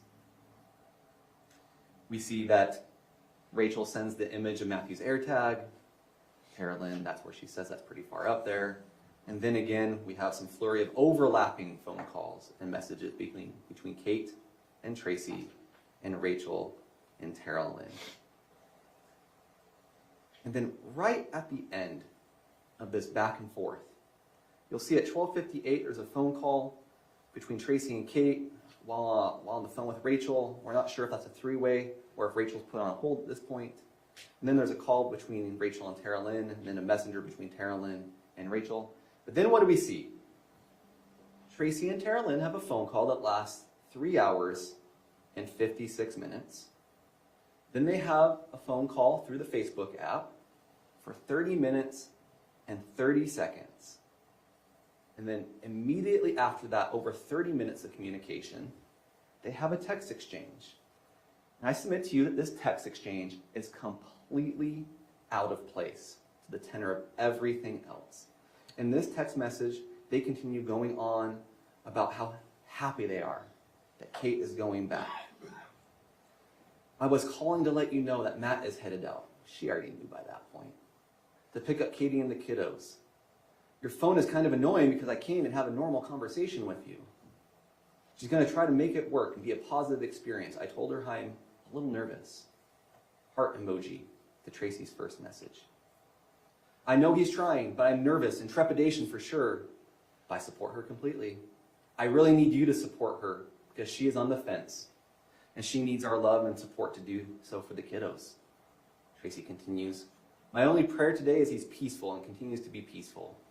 With her, nachos, but she corrects it. Sorry, the month to months, so I'll read it corrected. With her, not just on the drive back from California, but also in the months to come, so not just. And then Carolyn responds, from what Kate was telling me, it sounds like he's gotten sober and is really trying. I'm still worried about his temper. I'm still hoping that he's really had a change of heart in the last couple weeks. I'll definitely try to be supportive. It does make me nervous, though, because he says one thing and then he just does another. Submitting to throughout all of this, it's not Matt who said one thing and did another. Tracey, I love you. Carolyn, I know that them working this out would be the best for everybody, and I will support her no matter what. Sorry my reception is so crappy. I would have loved to have this conversation with you on the phone. Just on the phone for nearly 35 minutes. Tracey, I love you, and all I care about is that she is happy, and that the kids are happy, and I feel like her giving this another chance, especially after she came out for some time to think. It continues. The hardest part, they continue this another page or two. Tracey discussed about how she would just stay out of the way unless Matt wants to come in and say hi. I'll give them space. I feel like Matt is not happy with me. And I let Katie stay with us. So I'll be fine. As time goes on, I'll be fine. Probably for the best, and so on and so on. Discussion of marriage counseling. The excitement of seeing his family will be just all he's thinking about. Same. Oh gosh, don't say that, Tracey says. If he stews on the whole drive, that would not be good. I pray to God he's only excited to hug those babies. 100%, Tracey says to that. Tracey continues, hey there, I need to focus, so I love you, and I'll talk to you later. And I do not like that. Your phone is ridiculous right now. But I can't imagine how you might be feeling about that dang phone. You probably want to throw it across the room. Tara Lynn, I know, I feel like you only want to see the good side of things sometimes. And I hope that you're right about that things go well. For real. I'll let you work. But thank you for taking the time to text with me. I feel so isolated with my reception being so expletive. We know she's free to use expletives in so many other communications. She edited this one for some reason. Yet one more reason to show this is a ruse, this is planted. Does anyone really believe this? This is completely incredulous. Here's another one that we know that they knew that Kate wasn't going back. Telling everyone not to engage with Matt. There won't be us after this deceptive mood. Great. That's kind of the plan, dude. That's kind of the plan, dude. There won't be us after this. Any event, after that additional ruse, Tracey and Kevin, quick phone call, they're meeting for sushi. Tracey immediately starts planting messages with Kate. What happened since the previous day? Why is she excited now about this? Well, they're excited because they lured Matt out to Utah. He's going to come in the house. So while Tracey is putting up this farce, Kate is relating information to Matthew. Tracey, you see right there at 2:13 p.m., searches the It's Happening meme. What's happening? Why is she so excited? And while, again, Tracey is putting up this farce, Rachel is clearing the house. You can see that she calls Jake, she calls Tim, she calls Aurora, she calls them all off. Rachel and Jake live there, so just make sure they're not there. Tim, who was going to come over, hear his testimony, he was told not to come. And then we continue to see phone calls throughout the afternoon being exchanged, some of them missed, some of them connected. But what's most important is that Kate and Tracey continued the ruse of Kate going back to California and those messages to Matt. You heard about preparations, you heard differing reasons for the preparations, but we do agree that the children's toys were cleaned up and placed in another room. You see in the photos that the blanket was placed on the couch right next to where Matt was shot. And also during all these preparations, the family monitored Matt's location. Kate consistently told Matt that she loves him. She was excited, even though we know she had no intent to leave. Her bags were not packed. She's not leaving on a jet plane. She's not going to get in that car with him. And then at least 3 times in this last phone call at 8:13, Kate confirms, you're going to come right in though. That's Exhibit 18. And then Kate sends him the gate code. And then at 10:01 p.m., just minutes before Matt's arrival, Rachel texted Tracey and then Kevin and told them to look at the air tag as Matt passed through Orem. So who's the first person she sent it to? Tracey. Who's the second person she sends it to? Kevin. But who is noticeably absent? Who does she not send it to? Kate. Kate, the one the family is supposedly worried about, the one who has an Android device, and so can only access it through the family or one of her kids' iPads, the one we're supposedly worried about if Matthew is truly dangerous, she's the only one left out of the loop. Now finally, one last point. You called me. Skip the wrong way. One last point before we move on. We color-coded this for you. And I'm going to go back to the beginning. And you'll see that Tracey is in red. There it is. Here's the beginning. Tracey's in red. There she is. There she is. There she is. There she is. There she is again. Tracey. Tracey everywhere. More Tracey. She is everywhere because she is everywhere. Tracey is the hub in the middle, and her children are the spokes. She's the mission control.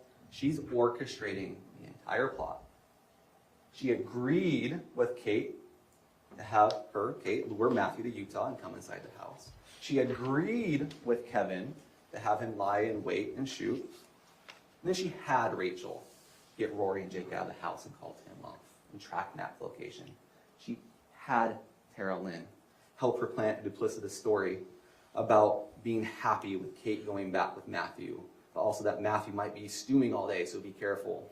A story that no one should believe at this point.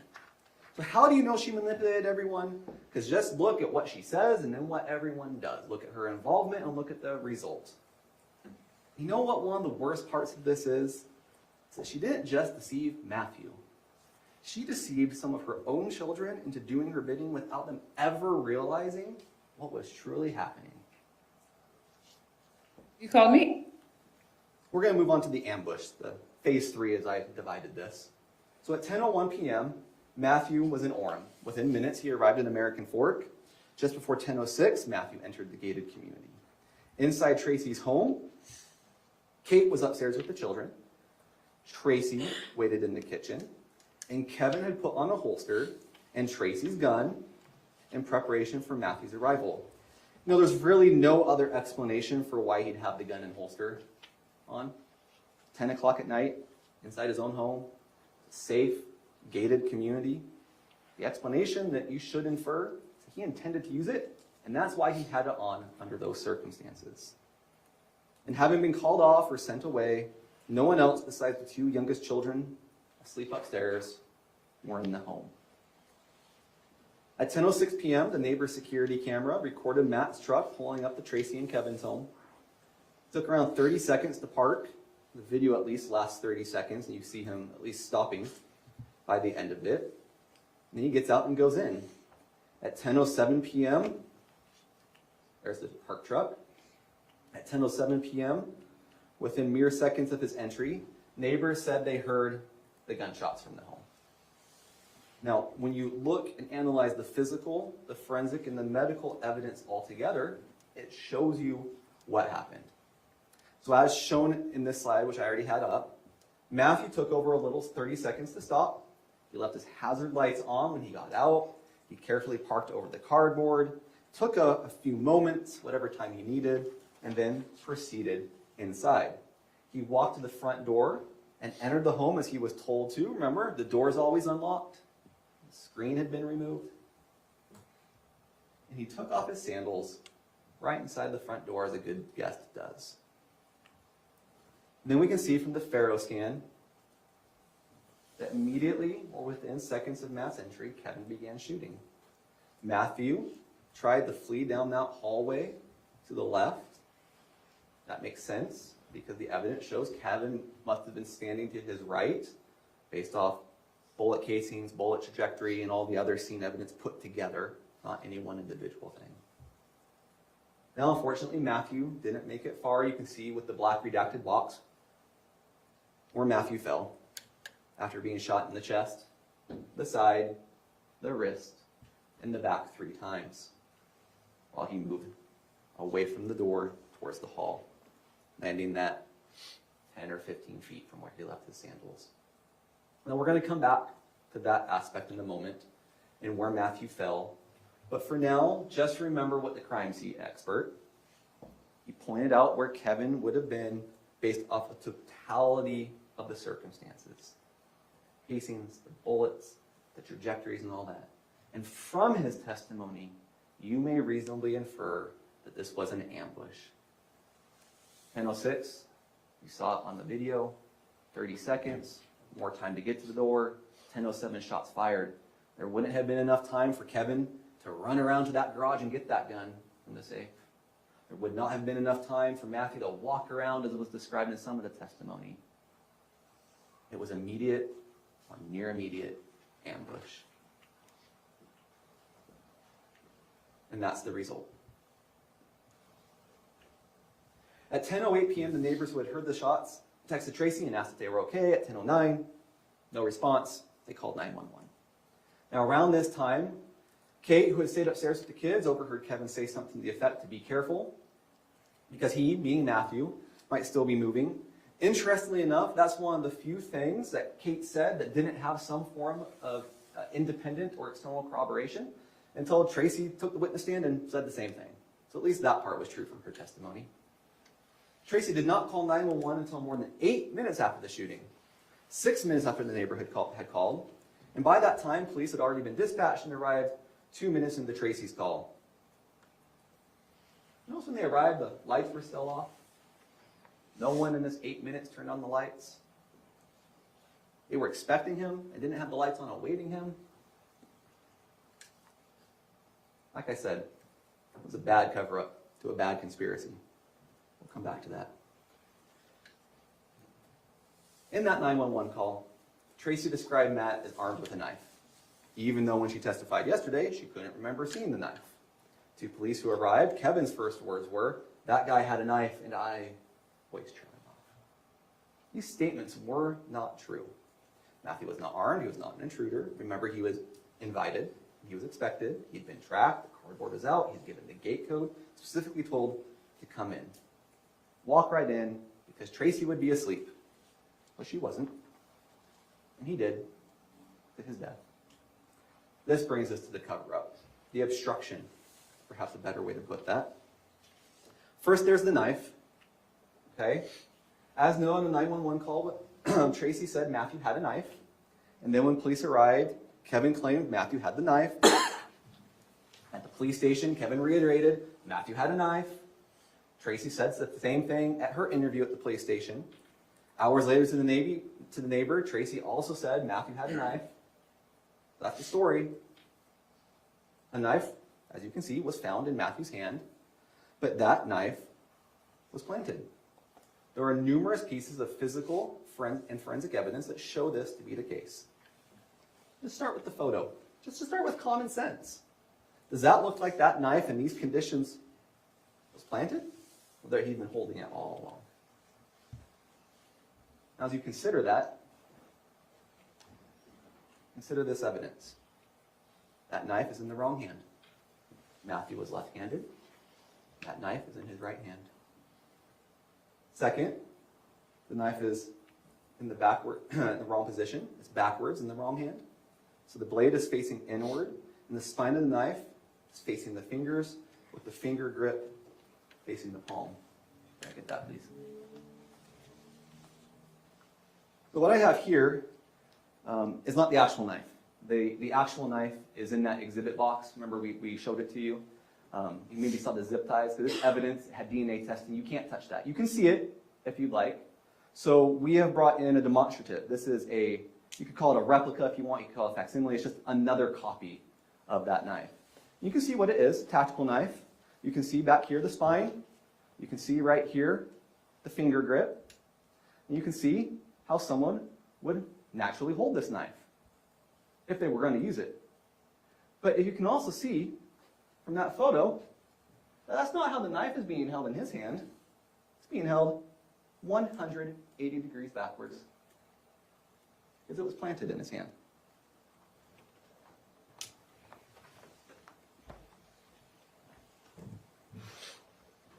Consider the blood evidence that was discussed. There was the discussion of the blood pooling and the patterns. To be honest, the photos are somewhat graphic, and I'm not going to show all of them. You have all the ones that were admitted into evidence, and you can review it for yourself, but you can see enough here. There was blood pooling near his shoulder. There's no blood pooling under the arm, where that gunshot wound is. Blood is everywhere else, but where the arm and the wound is. And that tells you that arm had been moved. Then there's the medical evidence. Matthew had been shot through his arm near the wrist We had a discussion where the gunshot wound perforated the skin, the tissue, the ulna bone, and the flexor muscles. Do you really think Matthew would still be holding that knife after being shot 7 times, 1 time in the wrist, running down that hallway away from Kevin, and falling face first on the ground? And fifth, we know that the knife belonged to Tracey. I've reiterated this, and I'll keep reiterating it. Believe Kate to the extent you can corroborate Kate. Okay? Now, Kate did testify. This is Tracey's knife. She told you where it was hidden in the laundry room. She told you that she saw it beforehand. And how can we corroborate this? Well, we know it's an unusual knife. The detective discussed local stores don't sell this. We saw where Tracey gained access to it. Her friend Amy's husband, Pierre, had passed away, but he'd been getting these tactical mystery boxes from My Tactical Promo. And that Tracey, by being in the home multiple times, taking care of her friend Amy, had access to it. We learned in testimony that Tracey's not above taking things from Amy. We talked about the titles, right? So she had access, and she does that in another circumstance. So you can infer that she did it in this circumstance. And we know from the Facebook posting by mytacticalpromo.com that it is that knife.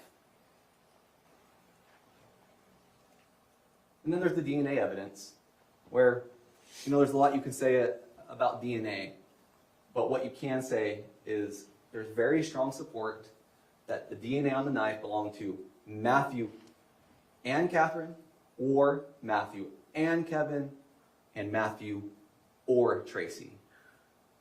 Point of that is, you may not know which of the Grist family members planted that knife based solely off the DNA, but you know it wasn't handled only by Matthew. And you know someone in that home put it in there. Okay. You also heard the expert's opinion that it was planted, right? Consider that for what it's worth. But you already know it from your common sense, from these factors that we just went over. That Matthew was not holding that knife when he was shot, and he was not holding that knife until Tracey and Kevin put it in his hands. At this point, I want to review a few of the instructions with you. I'm not going to put these on the slide. You're free to follow along. You have a copy of these. If you want to make notes, you can. You certainly don't have to. And I want to be certain of this, that you follow the exact language in these instructions. And I'm just going to walk through a few of them. And we're going to start with inferring intent, right? Tracey left a lot of digital evidence that tells you what her intent is. But you still have to infer a little bit. And you have to infer a little bit about everybody else in the family and what their intent and motivation was. And that's what this instruction tells you can do.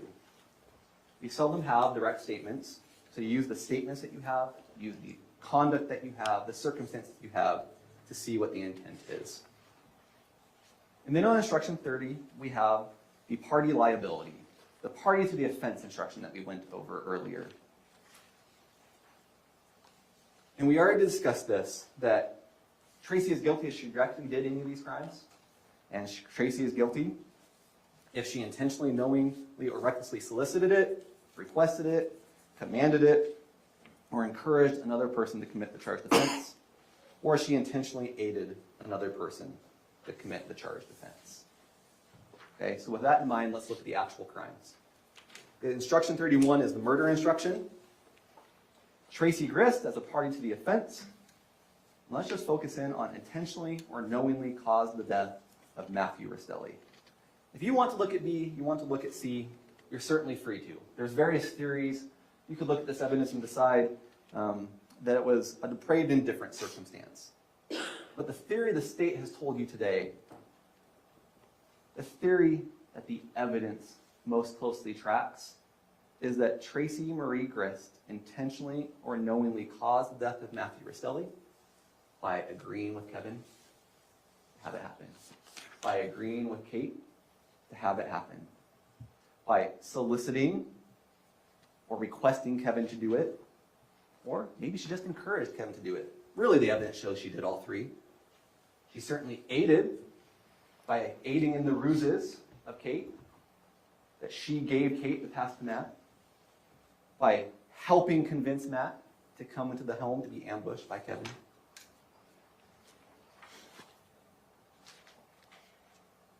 Then we look at instruction 34, conspiracy. The only one of the charges that is not a party to the offense charge. On this one, a little bit more simple in some ways. Tracey Grist intended that the murder be performed, agreed one or more persons to engage in conduct or performance of the murder. So you could almost think of it like loosely as almost like a Russian nesting doll, right? That she conspired, but that's a lot less of a crime in a certain sense than being a party to the offense, right? She can agree that the murder happens without necessarily doing all the soliciting, all the encouraging, all the aiding, right? She just agrees with them to engage or cause it in any little bit of I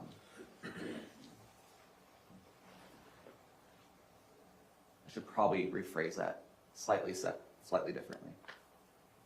She agreed and then took a substantial step along the way towards committing it. And the substantial step could be a little bit or far less than the party to the offense soliciting or encouraging or aiding. Then we have the obstruction of justice, back to the party to the offense. And you know, we have this, and it's a little bit lengthy, but I want you to compare that to 36 while we're doing this. So Tracey, as a party to the offense, had the intent to hinder, delay, or prevent the investigation, the apprehension or prosecution, conviction, or punishment of any person, regarding conduct constituting a criminal offense, and then did one of these three things: altered, destroyed, concealed, or removed, made or presented or used anything known to be false, or provided false information.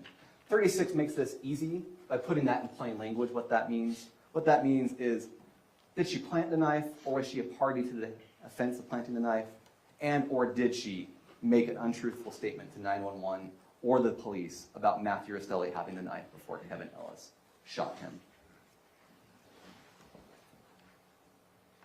And then we have instructions 37 and 38. They are substantially the same.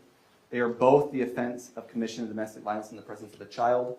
Count 37 represents Steele being upstairs in the bedroom when Matthew was shot.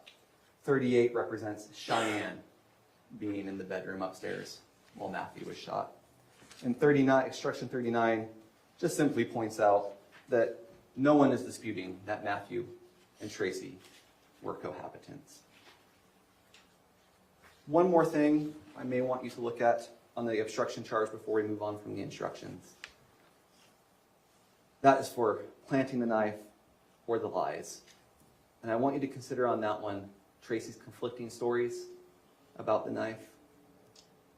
You can see the evidence for yourself. There's no way she didn't see the knife. But think about the conflicting stories about a related point to the knife. She told Diane that she hadn't checked the pulse. She told 911 that Kevin had checked the pulse. And then her testimony is that she had checked the neck and the wrist twice. There's no way that she leaned down to check the neck or the wrist and didn't see that knife. On the other hand, there's no way that that knife was in that hand until she and Kevin planted it. So members of the jury, we're reaching the end here. Are you firmly convinced that's the standard? Are you firmly convinced that Tracey is the reason for or cause of Matthew's death? Are you firmly convinced that she did one of these things: solicit, request, command, encourage, or aid the murder of Matthew Restelli?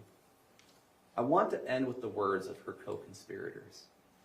There were three persons involved in this murder: Kate, Tracey, and Kevin. Again, believe Kate, and you can corroborate Kate. She came in, she testified. But bluntly, her testimony didn't go well. She clearly has issues, to put it nicely. But she gave a very specific description about the conspiracy and what was happening. She gave a very specific description of how she even asked Tracey to call it off, and Tracey said no. And you may think there's reasons to discount her because of that credibility instruction. At the same time, you also have the third person in the conspiracy. And what did the third person in the conspiracy say in the recorded phone call? Kevin said also that this was Tracey's idea. Kevin admits to his involvement, and Kevin says that he tried to go to Tracey and say, "Are you sure this isn't the best idea you're having? You will affect so many, many lives." She ruined so many lives, and I'm worried to hurt her feelings. Yeah. Well, I can tell you something now, a little extra. What's that? Oh, I asked if she was sure.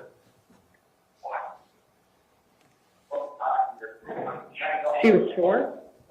Mm-hmm. Because she was like, didn't tell me anything about all this stuff that happened. And I was like, "Are you sure this is exactly what's going to happen?" And I'm like, she's scheming and doing all this. And she said yes. And she beat Cheyenne. That was her response. Or he beat Cheyenne. Oh my God. I never heard it here. I'm sorry that I wanted to tell you that for so long. No, I know. I can't even imagine. And I That's feel so like sad. I still bear so much of the blame too for all this. I'm so, and then it makes me so mad that she's caused you to have to live with this. I mean, Like it's, I could have done something different. I should have stood up and I should have said no. yeah. Yeah. But your mom should have never asked you that. You should have never had to have to say no. The same person who planned this is the same person who baked cookies. It's the same, like, And that's wild. Like, she's the one who made me my chocolate chip cookies without chocolate chips. I know, Yeah. and blueberry muffin cake for your birthday. Yeah. But this is what she wanted to do. This is I mean, she had it, and there's consequences. She had to.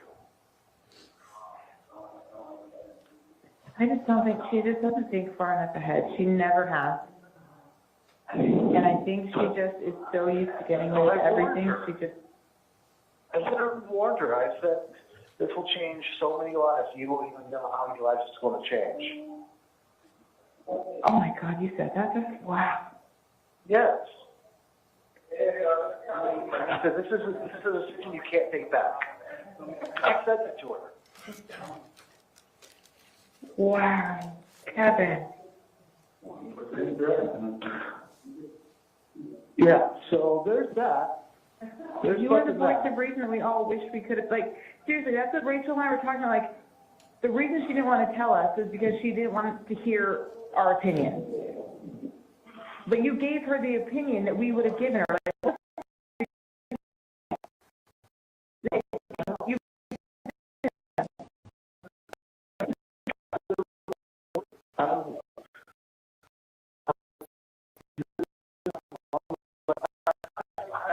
I don't remember exactly what I said, but I know I got it across very eloquently and very efficiently. Of like, this is not the best idea you're having. Like, think about it for a second.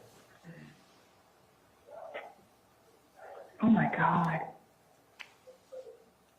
So, and then that's why I feel so much blame, because I would step up at that point and be like, you know what, no, I need to take my own advice. Yeah. I trusted her.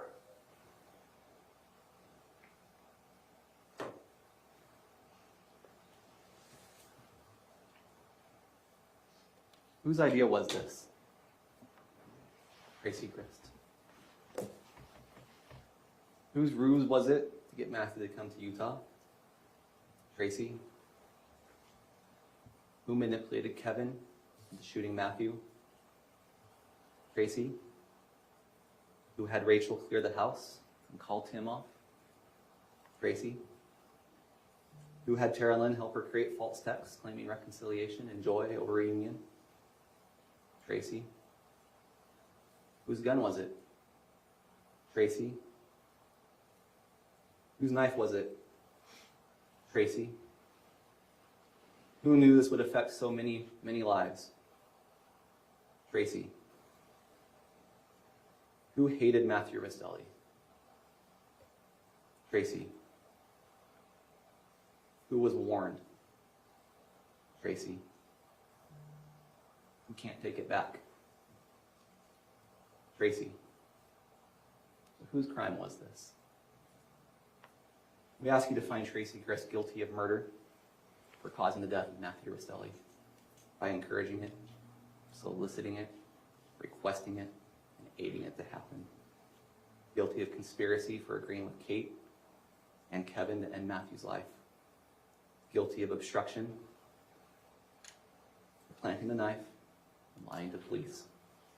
And guilty of 2 counts of domestic violence in the presence of a child. For having Matthew killed while his 2 small children were asleep upstairs. Thank you. Thank you. Mr. Reissler.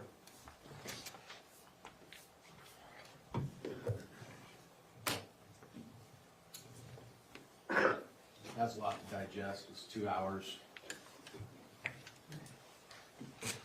Included words like she's not leaving on a jet plane, as sure as the day goes long.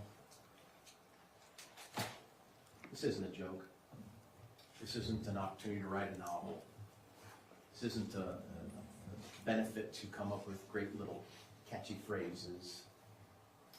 This is about a man who came up from California to be with his family, and now he is dead. It is nothing to belittle, take light of. It is a serious matter and a serious allegation, and a serious and devastating loss. When you listen to the phone calls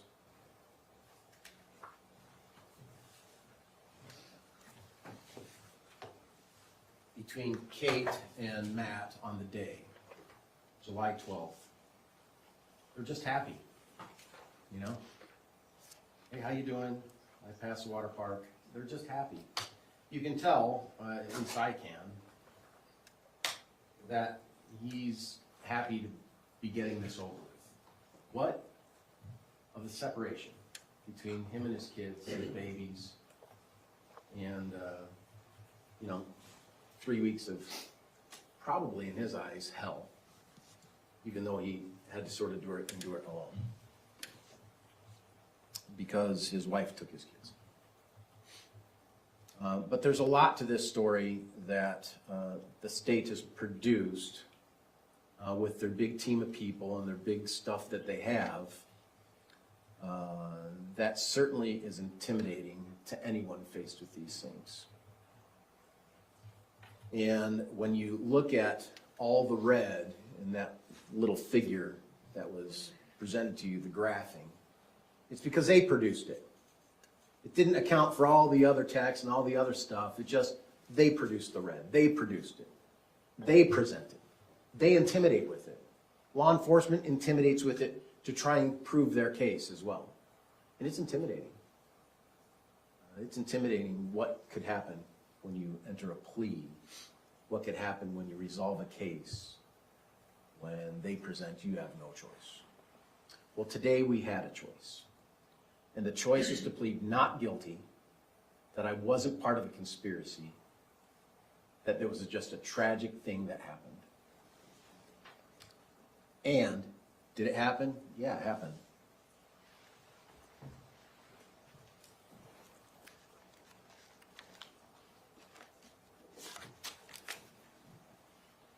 In my opening statements, I said that the state had a narrative, and Kate was required to follow that narrative.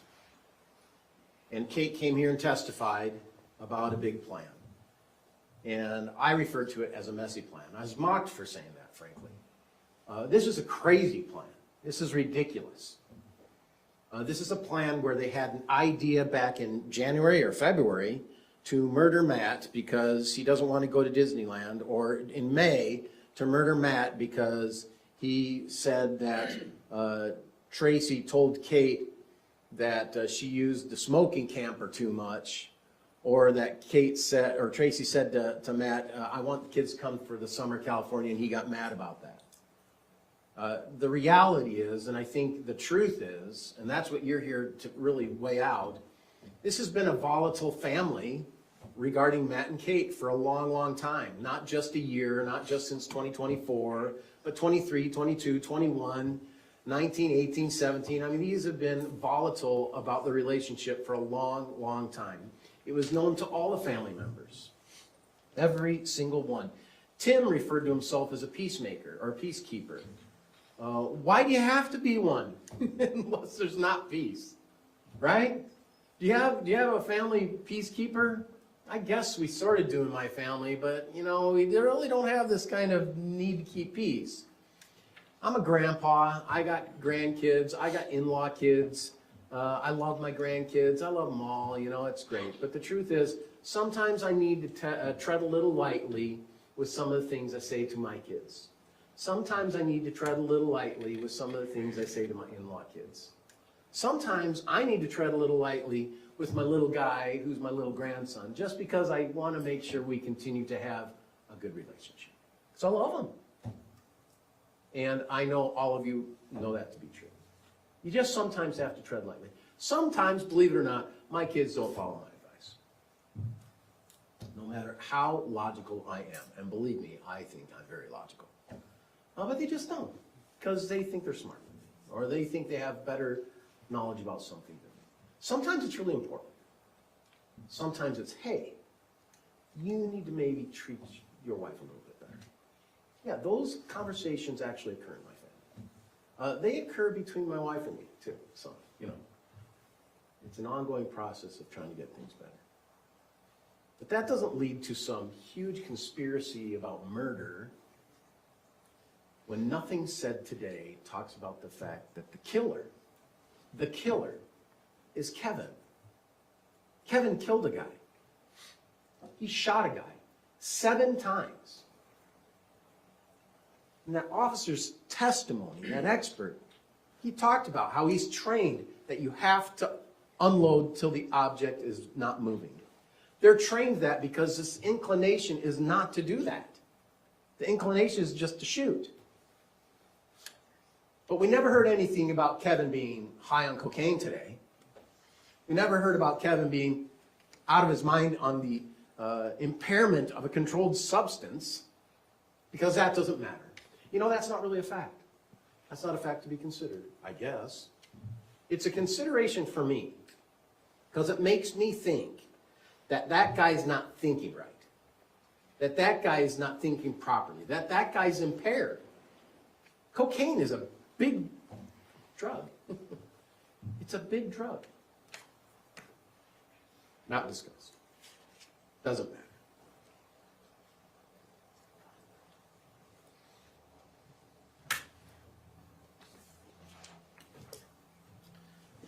I'd like to pull out, and I'm not sure where this audio is, and maybe Faye could help, but I'd like the exhibit of Kate at the police station.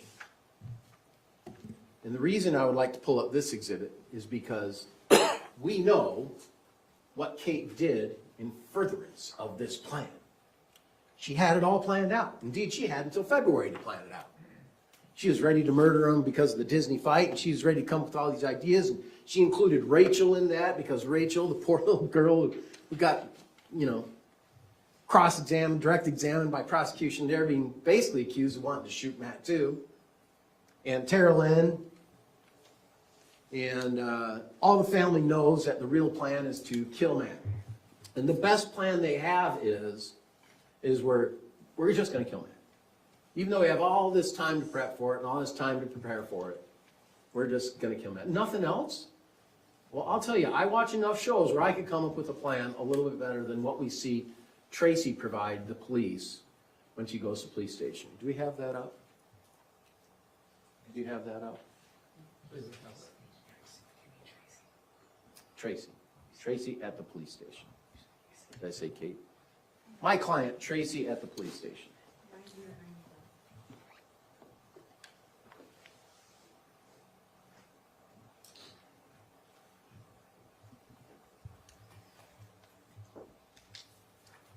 As you might remember, Tracy was on the front yard.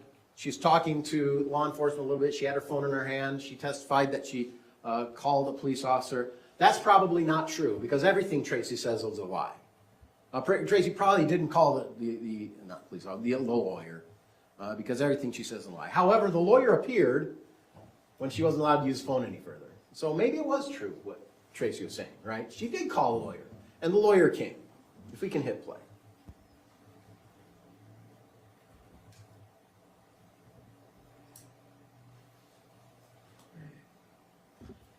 These are unrefuted facts that you cannot challenge.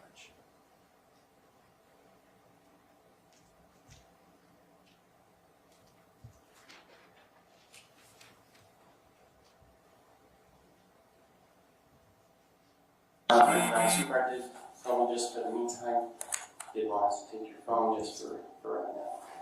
They took her phone. So we'll get it back once we're done. If you need to make a phone call, so we'll give it to you. So, and I know that you had mentioned that you may want to talk to a lawyer friend that you have. So let me just give you your address again. Doesn't mean you're in trouble. We can pause it right there. Now this is part of the plan. This is the great plan between Kate and Kevin and Tracy. Right here is part of their plan. You can hit play.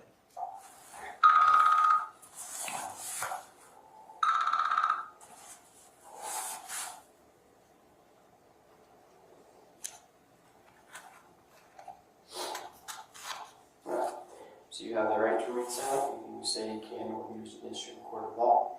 You have the right to talk to a lawyer and have him or her present while you're being questioned. If you cannot afford to hire a lawyer, one will be appointed to represent you before the questioning if you wish. You can decide at any time to exercise these rights and not have or not answering questions or making statements. Do you understand these rights? Having these rights in mind, do you still want to talk to me? Do you still want to have that lawyer present when you talk to me? I can talk a little. Okay, sounds good. So, what exactly were you there for? It's my house. It's your house? Your daughter was just visiting, staying here for a visit? Okay. Were you planning on staying the night, or? My daughter, Mhm. she was in California. Oh, gotcha. So she's visiting from California. Okay. And was she there with her husband? No? Okay. He's awful. Mm-hmm. She breathed her, so she came down. Gotcha. And she brought her 2 kids with her? Yeah. And they just have those 2 kids? Oh, nice. Okay. There's no paperwork or anything. She just came through. Gotcha. Gotcha. Did you go pick her up, or did she fly here or drive herself? Or She rented a car. rented a car? Gotcha. And was that his truck outside of your house? Back in the world, there's one. Both of theirs? Yeah. Gotcha. Yeah, I know when I say his, hers, yeah, that's, thank you for clarifying that. It's both theirs, but, so what kind of problems were they having? Do you know? I don't know. You don't know? I mean, We can pause that. I've heard Kate talk about this relationship with Matt. I've seen the video of the wet tortillas. I've heard about Disney. I've heard about the smoke trailer. I couldn't even answer what their relationship is like. So when Tracy is answering that, I would imagine she's thinking, hey man, there's so many things here. They just don't get along. She came up here, they just don't get along. That's what I'm seeing. Maybe it's different. Maybe it's the plan to say they aren't having a problem. And really, he just came as a mysterious man at the night, had a knife, and we shot him. We can use common sense on that. We can hit play. I don't know. And that's okay if you don't know, right? So, I mean, I have an idea, but it's so nebulous, so I don't know.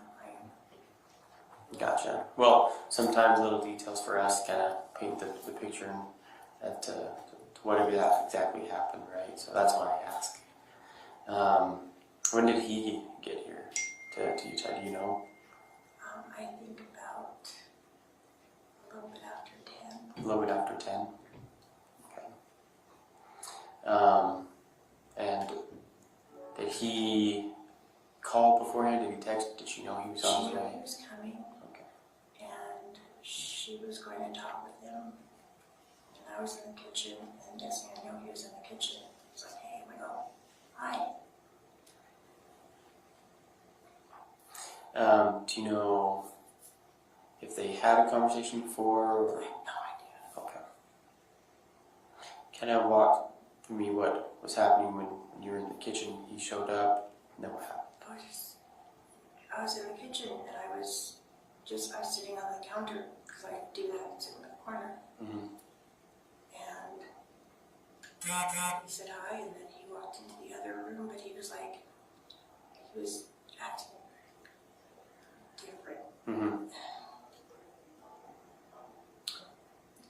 What do you mean by he was acting He was different? just, how agitated. Mm-hmm. I would say agitated.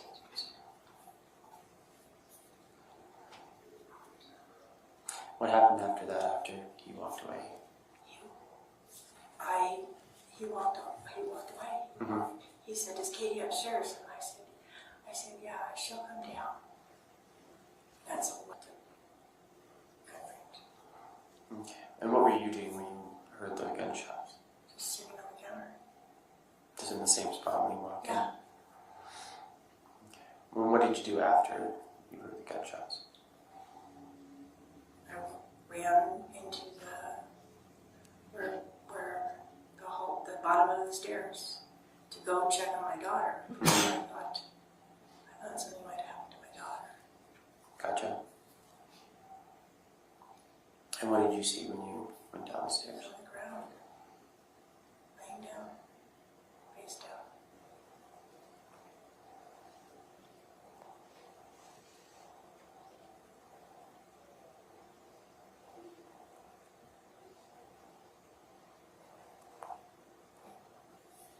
And then what happened?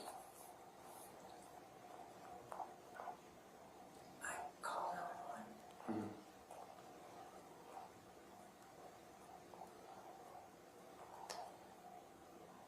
What was your daughter doing when you came downstairs? When I came down the stairs. Yeah, when you came I down went the stairs. upstairs. Oh, sorry, my apologies. I misunderstood. Do you know who this is? This is the family. Oh, gotcha.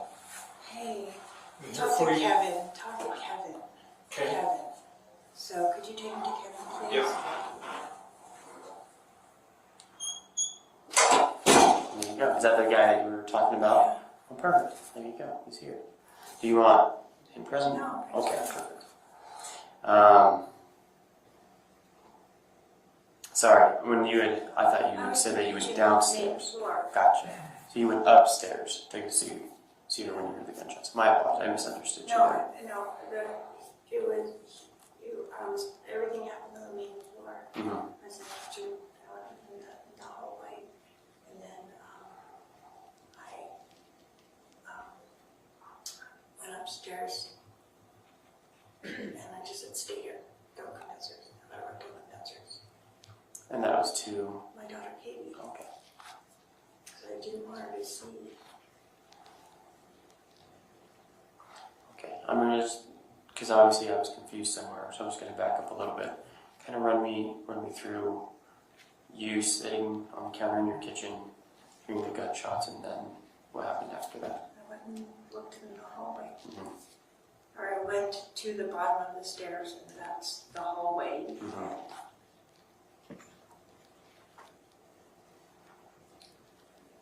I don't know what else happened. So after you went to the bottom of the stairs, then you went upstairs and Yeah, and I With your daughter? she said, "What happened?" I said, "She's here. Just don't come downstairs, prosecutor, come downstairs, prosecutor, come downstairs. I don't want her downstairs. And then what happened?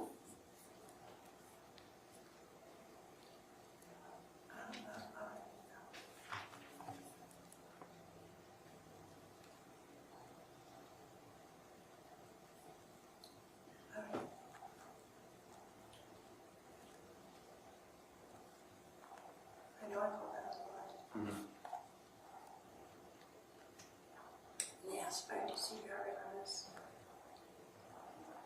Just looking at him on the ground. And then the door opening. Mm-hmm. Because I think the neighbor upstairs, Caitlin, heard a noise because she asked me if I was okay. So when I went to call, she said everything okay. So.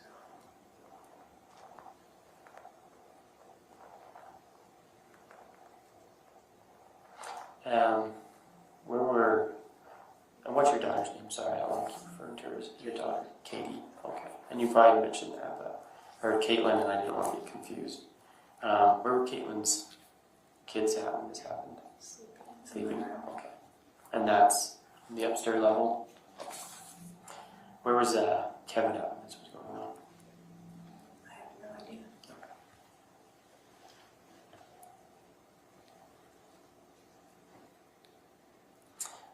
Well, thank you for kind of letting me know on your side of things what was going on. So I'll step out, and if we have more questions for you, I'll let you know. Okay. Okay. Thanks. It's 11:42 that night. Shooting taking place 10 after 10, something like that. If we can play the next video.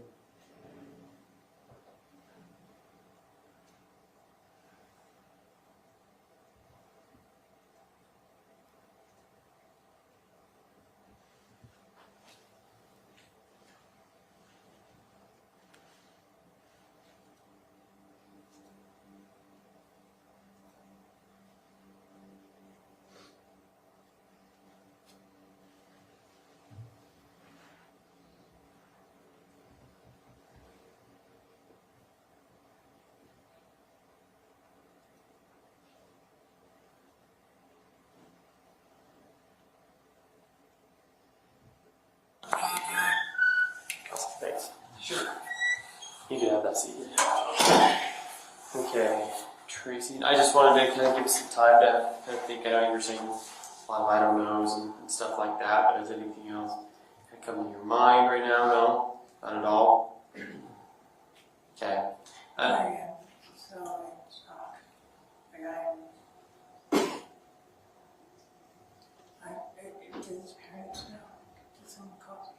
I assume someone has at this point. I've only been here with you, to be honest, so all that information I don't even know myself. The only information I know is kind of what you've told me, and that's about it. So. Or is Katie here too? I believe she is, and with her kids came with her, yeah, so they're not alone by themselves. Where's Rory? We're at to Rachel's house. In Ogden? Okay. I don't know. Is that another another kid? Rory's Sure. my daughter, Yeah, Rachel's just my down other there. daughter. Gotcha. Okay. So just to be like candid, I kind of feel like you do know a little bit more than you're letting on. Nope. Okay. It was, he appeared And when I was in the kitchen. And I guess did I'm that. more talking about with kind of stuff with Kevin. With Kevin? Nope. Not at all. No idea where he was. No. Okay. Okay. Well, again, honesty it's the best policy. I'm telling Just, I almost know nothing. Okay. She schools me on being honest. Well, good. We always need someone looking after each other, right? To be honest and forthright, right? So, and again, that's just And kind of the I've vibe that I'm getting. So. And I've told her Mm-hmm. that the most important thing is to be honest and truthful, and we can decline to answer if we want to, and she will do that, but she's not, so far as I know, withholding anything. Gotcha. Okay. Well, I just wanted to come in here and see if you did remember me, because again, like I said, I know you were saying like a lot of I don't knows, and so I just wanted to see if you remembered anything else and talk you with a little bit, but nothing comes to mind at all. I interacted with Matt for like maybe 3 seconds. Mm-hmm. And I didn't see Kevin, and Matt went around the corner, and by the time I don't even know, I didn't see anything, all I heard was noise. What were the noises that you were hearing? The shots. That was the only Yeah. noises. There was no conversation, no confrontation at all. Not that I heard. Okay. Gotcha. Have you been to the house? Do you know the layout? I haven't, so This is the plan. 3 months in the making. This is the plan. For Tracey to say, he came in the house, said, "Where's Kate?" And then I don't hear anything, no confrontation, no arguing, and then gunshots. That's the plan. That's ridiculous. If you have a plan, you're gonna have some kind of plan, aren't you? I mean, just previous, it's now 1:47 in the morning on this video. Kevin had already said he had a knife and I shot him. My client said there's not even an argument. I heard nothing like that. Just where is she? And so we can pull that down. And so now we have to go into the delving of other things that the state is presenting, the government is presenting to be these reasons, sort of like leaving on a jet plane. We're just going to pull it out from other lyrics and come up with ideas. Like number one, the reason that we're coming to have Matt murdered is because of this terrible custody fight. Well, there was no custody fight. The only thing about custody in this whole case is a telephone conversation that Kate had with a lawyer who said, hey, if you're in California and then you go to another state, he can file some paperwork to have you come back if you don't agree on it. And then proceed forward in a divorce case. Tracey has been divorced 4 times, has custody, has shared time. The kids have said, I saw my dad every other weekend. The sisters didn't come as much, but I did with my brother. That sounds like something I hear all over the place. But because of some big custody fight, there wasn't a custody fight. There was going to be. Let's not confuse ourselves, right? There's going to be a custody fight. I don't think they're going to last in this marriage, to be honest. If Kate and him drove back to California, maybe they'd give it a try.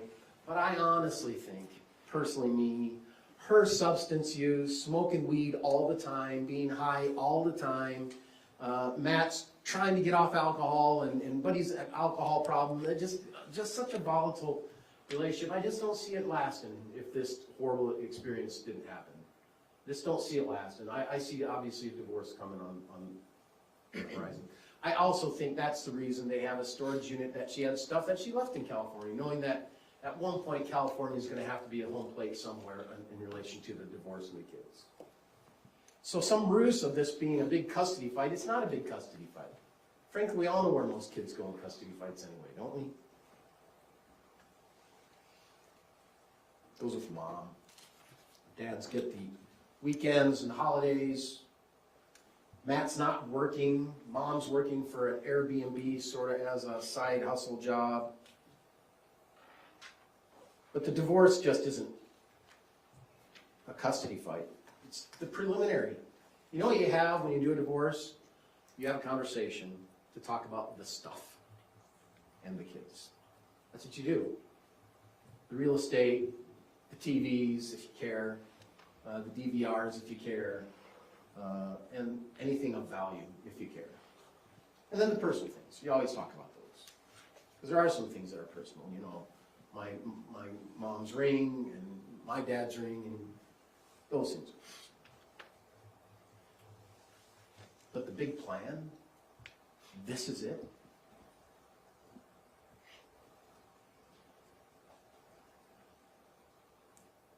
My client is referred to as the hub, right? And the kids are the spokes. and she's the conspirator trying to get all of them to be included.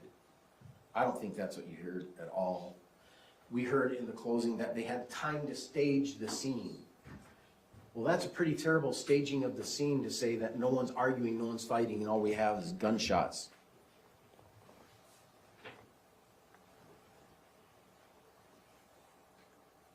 And the question was the final straw in the battle between Mom and Matt, Mom being Tracey. They had a Disney battle because Matt, and the exhibit's there for you to see, Matt was going to decline the Disney trip, and because he declined the Disney trip, the two little kids aren't coming either. Well, guess what? They went to Disney, and they had a fun time, and it was a good time. Now, there was an incident that Tara Lynn saw where Matt was abusive toward his kids. But over the time of the Disney, everyone had testified it was good. Everyone got along. Now, before that, Matt was very angry at Tracey. And he didn't want to go to Disneyland. And then later, in May, Matt and Tracey got into it again. As Tracey testifies, she testifies that I talked to Matt about coming to Utah with Kate and the kids. Matt did not like that idea. We needed the money to stay in California. Kate needed to work. I guess Matt was trying to work. I don't know. It just seemed like that volatile relationship, right? And then the text where Kate says, hey, Matt said it's okay if you come here. So the scenario of that is all pretty simple. Tracey had a friend, Amy, whose husband died. She was an invalid in a lot of ways. All of her kids knew this person. She'd known him for 38 years. Tara Lynn had been there. Kate had been there. People had been there to Amy's house. And my client flew in. On the way to flying in, and you look at the text, look at the times. I'm getting on the plane early in the morning. A little bit later, after she said, I'm getting on the plane, Kate texts, Matt said it's okay, you can come over to the house. And my client spent the night at the house. So this, once again, plan of, Disney, she wants to kill him and strangle him, and then in April or May, she goes and spends the night at the house. And spends time with Matt. This relationship, torn apart a little bit, patched up a little bit, sounds like family, doesn't it? And it happens. It doesn't resort to a murder. But it happens. And so Matt said, yeah, come to the house. And so she did. She spent time at the house. Then had the conversation with him. And then he accused Kate. Let me get this right. He was mad because there was a conversation about Kate spending too much time in the smoke truck, in the smoke camp. And Tracey says, he's lying. That's not what I talked to him about. I talked to him about going to Utah, which is probably not what Matt wanted Kate to hear. So I had to give a reason why he's ticked off at Tracey. But is that surprising? I mean, if you think about Rachel had said, we'd always had a confrontational family life between Matt and Kate and us. Tara Lynn, the same thing. We've always had a confrontational family life with Matt and Kate and us. Even Tim, I had to be the peacemaker because Matt and Kate and us. It's a common theme. Everyone knew. It was just a hard marriage. And that video that we showed of those two just battling about the stupidest thing. It was very normal for them. And the whole family knew. But they got over it. Indeed, they got over it enough that they're going to go to Las Vegas, Matt and Kate, go with Diane, Matt's mom, and spend some time in Vegas, but then that got canceled. And it got canceled because they just weren't getting along. And Diane probably just didn't want to be around that volatile relationship. And frankly, it seemed obvious Kate was ready to call it. Kate was ready to go. Shortly thereafter, Kate did go. And that was a big plan. It was a big plan. It was a plan to go and murder him. No, it wasn't. It was a plan for Kate to go and talk about how am I going to get this divorce thing figured out. Indeed, in June, after Kate got there, you saw a text today where my client sent to Tara, can you talk to her about talking to a lawyer? I think the day was June 29th. He's talked to her about talking to a lawyer and what she should say to a lawyer. I think the reality is I'm not going to trust Tracey to have much conversation with a lawyer, to be honest. She smokes weed, she's high all the time, she's volatile, she's all over the place. You saw her in the stand. Tara Lynn seems to have a much more demeanor about herself to be able to handle a good conversation. So is it uncommon when these guys talk every day anyway to say, hey, you talk to her about having a lawyer? Yet that gets construed so that the narrative of the prosecution can imply that this is a big plan. So you can follow that narrative to make sure the narrative is followed. And the narrative is followed so much to the point that it becomes unbearable. Unbearable for Kate. She realizes with all of this narrative and all of these things whacked into a big web where all these colors are pointing to her. You can just imagine when it's pointing to Kate, all the colors in this spreadsheet are all red. Look, Kate, you. Look, Kate, you. Look, Kate, you. You're red, you're red, you're red, you're red. Look what you did. And Kate needed to make a deal because she was afraid of this big environment coming after her. With all of these prosecutors and all of their equipment at their disposal. Sometimes it just gets overwhelming and you need to cut your loss. And Kate did. I had a blow-up moment in this trial where I couldn't believe Kate was saying the amount of sentencing time she was saying. If we can pull up the matrix, which I think is defense exhibit number 2 at the matrix.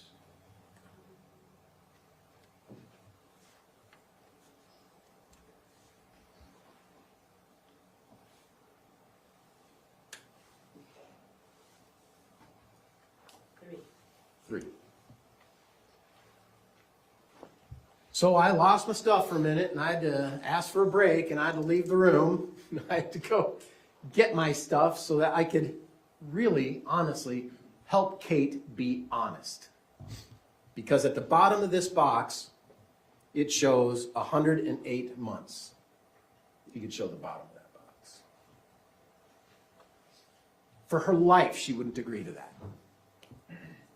No, it's not 108 months. It's for life. No. If you look on the left side, aggravated murder, 300 months, category 1. Then first-degree murder, 240 months.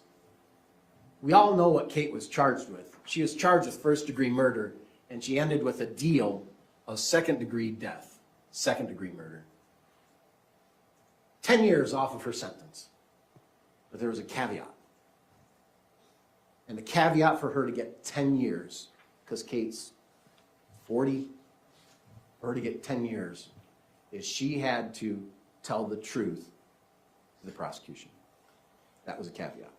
She had to tell them their story. And so as part of that, she came up with her proffer of evidence letter. And that's an exhibit too.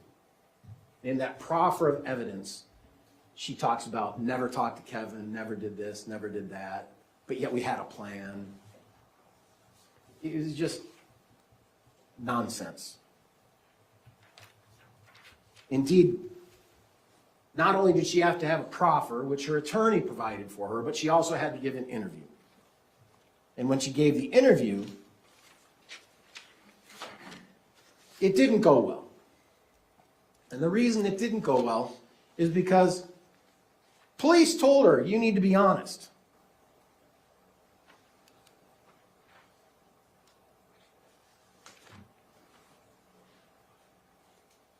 And I asked her that.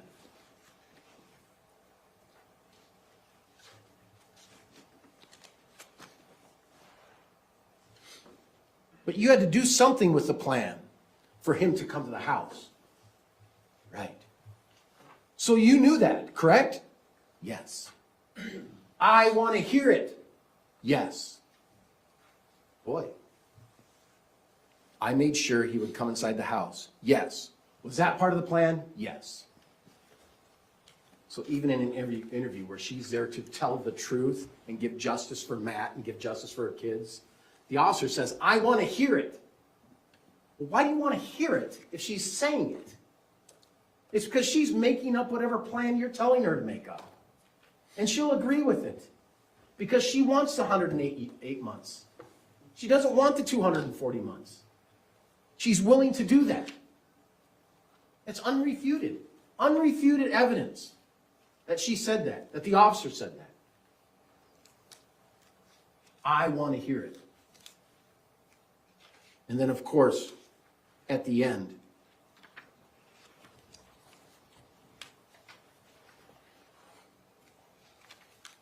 it said, the plan isn't on, right? It's the officer. And she says, I feel like it was 50-50.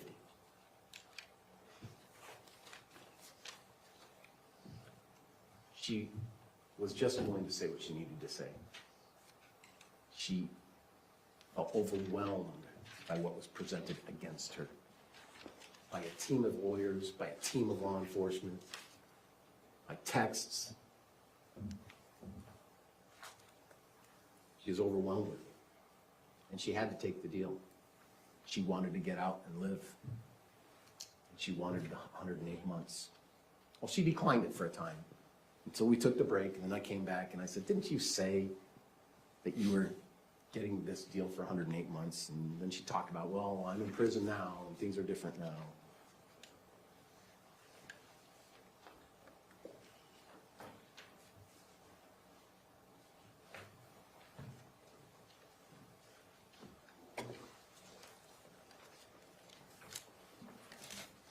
These jury instructions don't get printed and figured out overnight. These jury instructions I've seen many, many times in my career because they're sort of standard. They're standard in a lot of ways according to the case. Some are case specific, like what is the charge. But most of these instructions are over years, and decades, and centuries of instructions to juries to get refined to what we have before us here. Some of these instructions I would ask that you look at with close attention.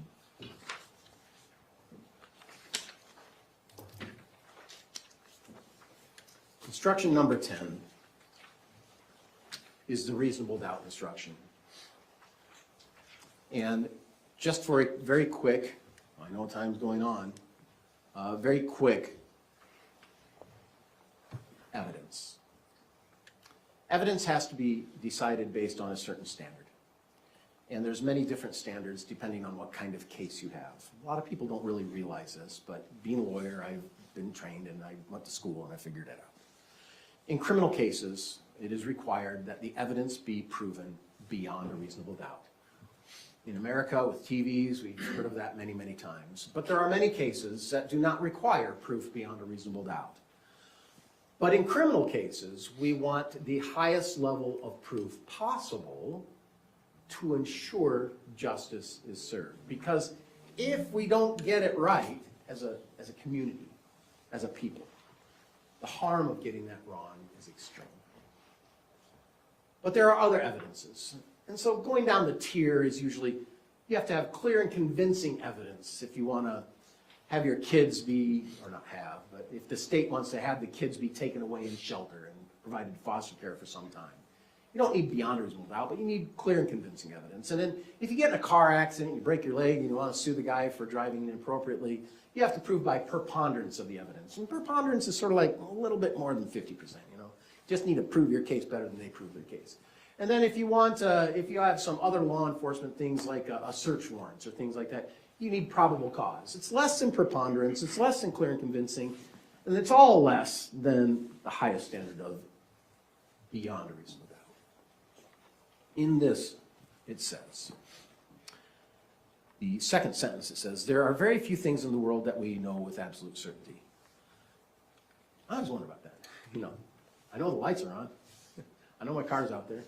But this instruction says we know very little things, very few things with certainty. Okay. In a criminal case, the law does not require proof that overcomes every possible doubt. Then at the very end it says, on the other hand, instruction 10, if there is a real possibility that she is not guilty, you must give the defendant the benefit of the doubt. And that's reasonable doubt. That's beyond a reasonable doubt. If there is a possibility, that benefit must go to the defendant. Instruction 8 is about witness credibility. Witness credibility is a very common witness instruction or jury instruction that most people I talk to are not aware of this, but in summary, it says this: you as a jury are to decide a witness's credibility, whether they are believable or not believable. It's not our job, it's not the judge's job, it's not anyone's job but you, and that's your job as you go and deliberate as a jury. In this instruction, it does say that if you find that someone has lied, and this is the second last paragraph, you may believe part and disbelieve the rest. You may believe nothing they're saying if you think they have lied. In other words, you may believe all, part, or none of a witness's testimony. And I know a lot of this case is involving Kate because she's a co-conspirator, according to the state. I think the testimony of Kate was so full of lies, it discredits all of her testimony. And I'll give my reason for that on one very simple question I asked. Did you love Matt? She couldn't even say yes to that, even in the beginning of the relationship, because she was planting in her mind she needed to hold that 108 months. She needed to support the state's position. She couldn't even answer a simple, then why are you dating the guy if you don't love him? Why are you having a baby with the guy if you don't love him? I'm not talking about during June and July of 2024, and I'm specific. Did you ever, and she could never just say, I love Matt. Of course she loved Matt at one time. They spent years and years together. Volatile at times, I get. But there's just a time when it's what we call the softball, you know. They'll throw you a softball pitch so you can hit a home run. Even the softball she couldn't hit out of the park. She's just so filled with the need to support her position because of all the things that were built up against her. And she did not want to mess that up. She had to make sure. And in the end of her testimony, she basically lied about almost everything. Almost everything. And I asked her time after time after time, isn't it true that you said this? And isn't it true that you said that? And time after time, she would disagree. And then time after time, she just started to say, I lied about that. I lied about that. So at the beginning of your testimony, you say, I'm going to meet with the law enforcement and the prosecutor to be truthful. And then at the end of your testimony, you're saying, yeah, I'm lying about the whole thing.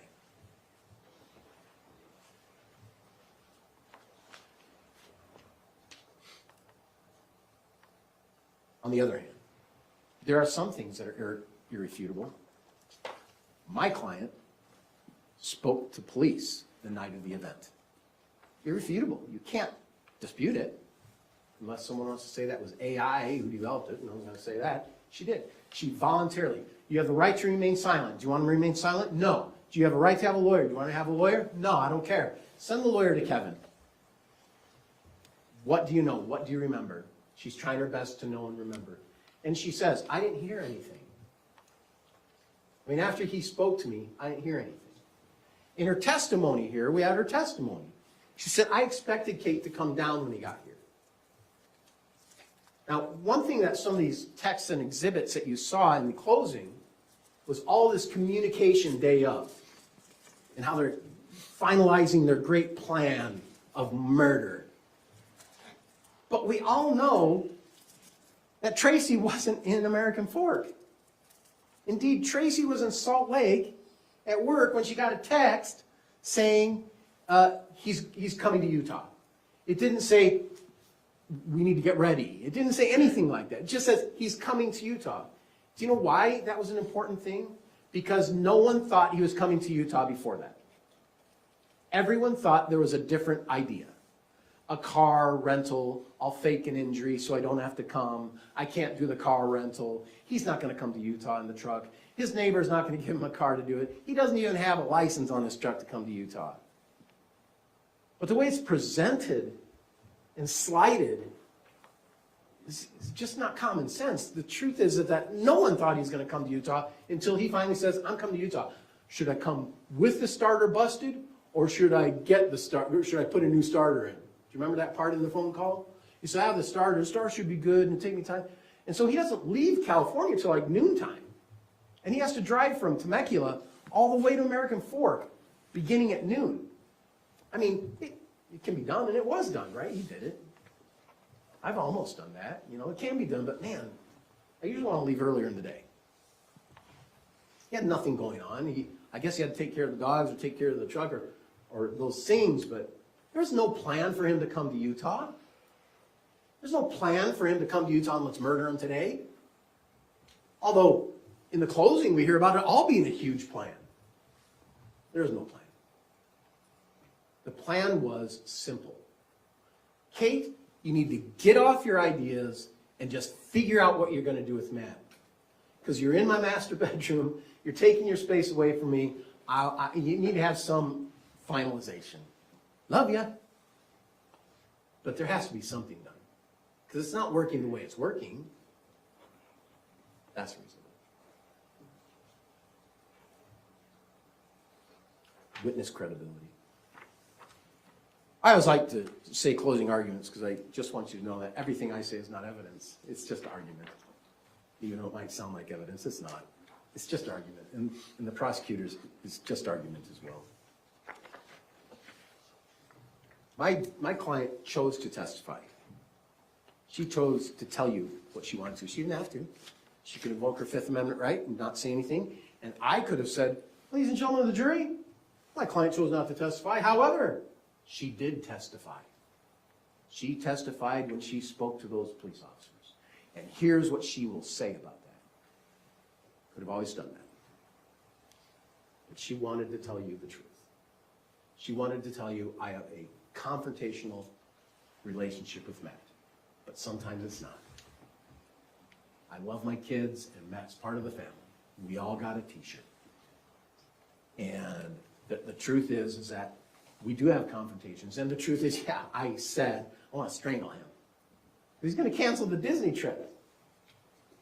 And then I want to kill him for lying about saying that I'm mad about her being in the pot house or the pot camp or whatever it's called.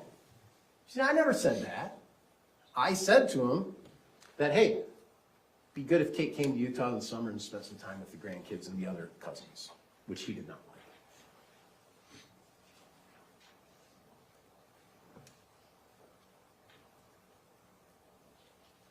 I could go on and on about the lies that Kate provided in not only her testimony with us, but also her testimony in the other case and also her interview testimony with the officers on June 16th. I could go on and on about that. But I think that's very clear that her just testimony was filled with fear, non-truth, defeated her own alleged purpose for coming forward of truth and justice, and really falls in the face of fear that she's going to spend a lot more time in prison.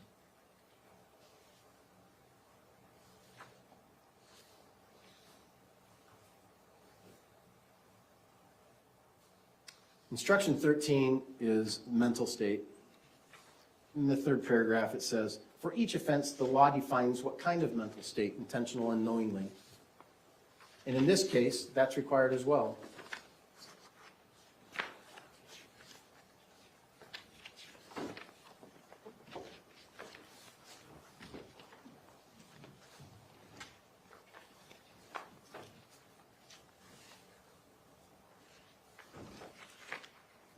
Sorry.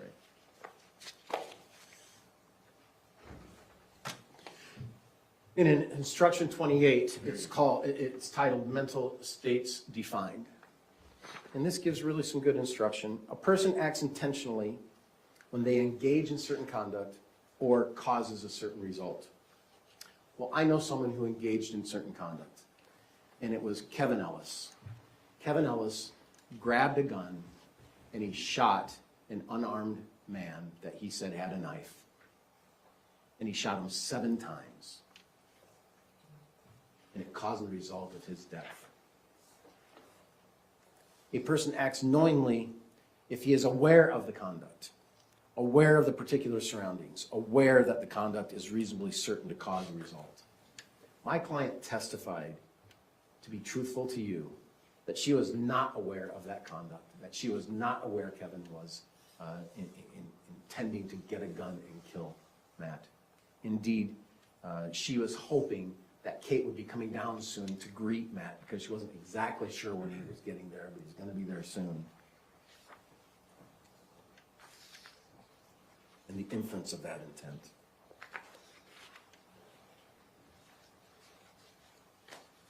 The elements of the crime are then provided in instructions.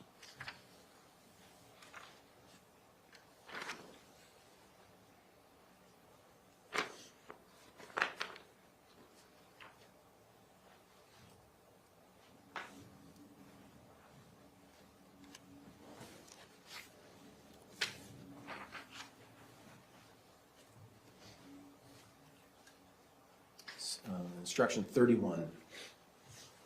This is the instruction of the elements of murder. That Tracey intentionally and knowingly caused the death of Matt Restelli. It is surprising to me in this case how people are minimizing the actions of Kevin Ellis. He shot a man. He was high on cocaine. He made lies. And it seems to be minimized in this. In fact, I'll get to that in a minute. Instruction 34 is conspiracy. Conspiracy is if Tracey Grist intended that conduct constituting the crime of murder be performed and agreed with one or more persons to engage in the cause of performance of the conduct. The state would have you believe that this is a long-time plan. This is a long-time plan for certain decided well before July 12th, well before July 11th, and that the whole plan on Kate coming to Utah was to murder Matt. That is not what the unrefuted facts show. Indeed, if that were, this is the messiest murder I can think of, murder plan, where my client says, no, he didn't have anything. I didn't even hear a fight. When I saw him, he didn't have a knife in his hand. When I saw him later when he was dead, I did. But when he said, hey, I didn't see a knife in his hand. Why would she say that? Why don't you just say, yeah, he came in agitated, had a knife in his hand, he threatened me. Well, the word agitated is a little interesting. I just drove 10 hours, and I pull up to the front yard, and my wife's there with my kids who I haven't seen in 3 weeks, and she ain't there to greet me. What the heck? I'd probably be agitated if I walked into, like, well, Kate, I mean, you know I'm here. So for my client just to volunteer, just off the cuff, he seemed agitated. Didn't say angry, mad, just seemed off. She did say he didn't have a knife. Did not have a knife. That's because she's helping the plan, helping the conspiracy. And the obstruction. The obstruction that she planted the knife. Her testimony is when I first saw the body, I looked at it. I don't remember what its real visual was. I went upstairs. I knew Kevin had shot him. Kevin said he had a knife. Went upstairs and said, Kate, don't come down, don't come down. Came downstairs, had to find my phone, called 911. There's a confusion about 911, frankly, because they used the name Caitlin, and are you Caitlin, or something like that. And my client was confused on the 911 call, because there's Katie and there's Caitlin, and Caitlin had already called. It is confusing. But on the obstruction that she planted the knife or lied to the 911 call. Her testimony was, Kevin said he had a knife. She didn't say, he had a knife, Kevin. No, She said he didn't have a knife. And then when she went over to where the body was, Kevin said he had a knife. And she's relaying that to 911. That all of a sudden comes up to another charge the state can charge against you, right? Well, there's another one. Obstruction.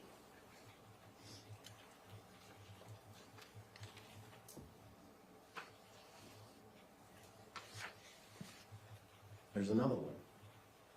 Unless you follow our guidelines of a plea. Unless you agree to plead to murder, conspiracy, and discharge of a firearm for Katie. On the elements of murder, that you intentionally and knowingly caused the death of Matthew Restelli. And there is someone who did that. And it's Kevin. And there's an audio between Kevin and Tara Lynn. And he says, I have something I need to tell you. I talked to her. And Tara Lynn is just, oh wow, that's so hard. That's so hard on you. I don't know about you guys, but murder is the last thing in my mind. If I'm mad at someone, that's the last thing in my mind. And I don't know that I'm saying to a person who's been in jail for like almost 2 years, that's so hard for you. I think more of the question I'd be saying is, why'd you shoot him 7 times? What happened? None of that was talked about in that tape. I had the gun, he had the knife, he came at me. None of that. I was on cocaine. She doesn't even say to him, you use cocaine? When did he start using cocaine? None of that conversation was talked about. She said on the stand, I didn't know he used cocaine. Rachel said on the stand, I didn't know he used cocaine. Tracey got on the stand, I didn't know he used cocaine. No one knew he used cocaine. They're all very surprised. Kate said, I didn't know he used cocaine. I know he didn't like weed. None of that kind of conversation took place between Tara and him, but he was offering this information to her. And I suppose that he's offering this information to her for one reason. And it's something I know because I'm in this world of the criminal justice system. And that is, jail is hard. When you go to jail, you have one thing, and that is called time. You are doing time all day. When you sleep, you get to sleep. When you wake up, you're doing time. And you have these little respites while you're serving your time to have phone calls. They're all recorded. Sometimes you get letters, but it's mainly phone calls. And as you have these phone calls, you can establish relationships with people and confirm relationships with people and reestablish and make sure those relationships are positive because, frankly, those are the only positive relationships you have in prison and jail. The relationships in jail and prison are scary. It's a scary place. It's where hard people live. And to establish those relationships and to try and garner some good relationships that you can do with one another on the phone is hugely valuable. And Kevin wanted to provide his sister a continuation of that relationship so that she'd take his calls, that she'd be available, that she can just talk to him, so that he can have a reprieve from the jail and prison where he is. Because it's hard. I'm not saying it's not supposed to be hard, because it is supposed to be hard.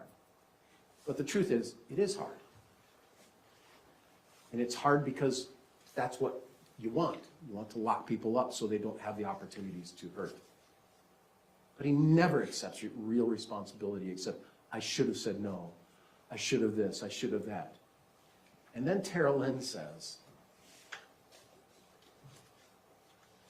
that's so wild while you gave an opinion. I should have given Mom that opinion. With Rachel, we would have given our opinion. And I'm listening to this thinking, what are you talking about? An opinion about a plan to kill someone? Is that how you're talking to this guy? I mean, come on. If I'm having that conversation with anyone, whether it's my firstborn or my neighbor 16 blocks away. I'm not saying those kind of things about the idea of murder. I could have had a different opinion. A different opinion? She felt sorry for him. She felt sorry that he was convicted. She felt sorry that he's going through his hard time, because he is. Because he killed a man.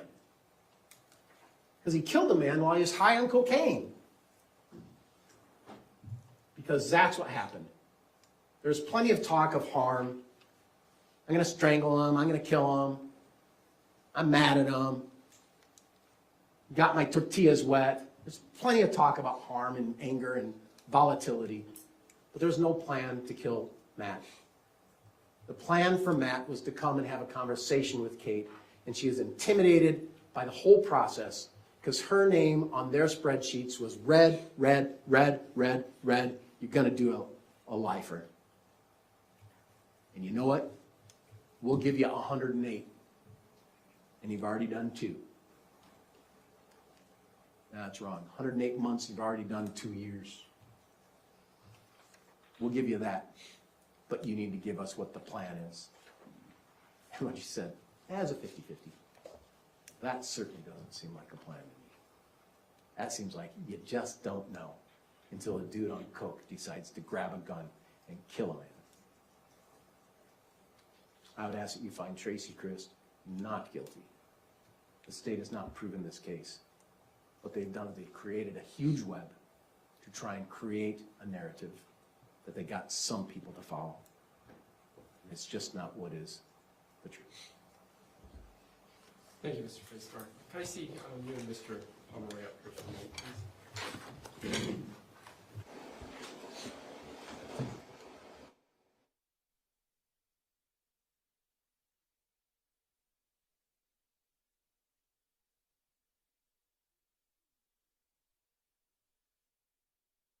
All right, ladies and gentlemen, I know we've been going 3 hours. Mr. Pomeroy just confirmed to me he's going to be under 10 minutes, and then we'll do our recess and we'll start the deliberations.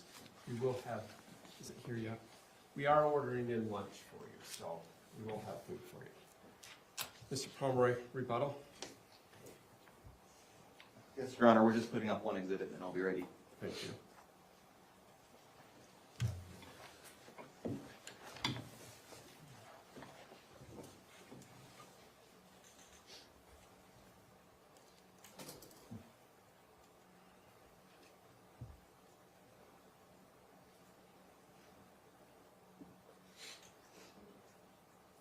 You plugged in.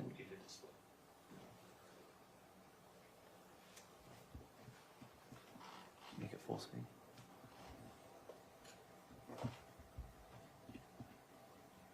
That works. That works. Thank you. So this is Matthew Restelli. It's pretty obvious what he's doing in this photo. It's a wedding photo. This was Matthew at one of his best times in his life. Matthew was a husband, father to 3 children, son to Diane. Unfortunately, in this trial, you also saw Matthew at his worst.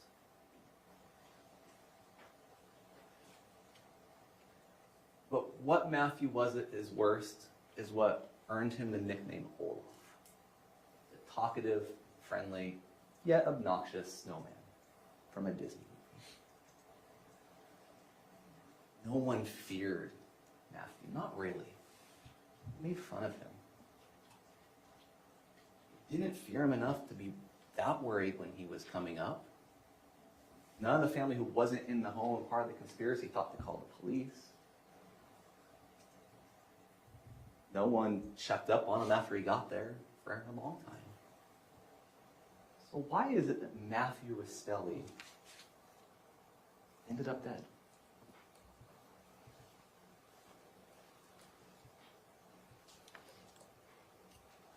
Reasonable doubt is the standard you have to apply to answer that question.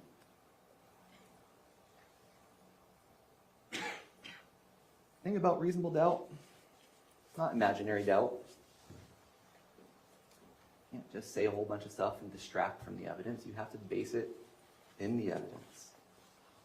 If you have doubt, it must be grounded in that evidence. But when you look at that evidence, you don't see reasonable doubt here.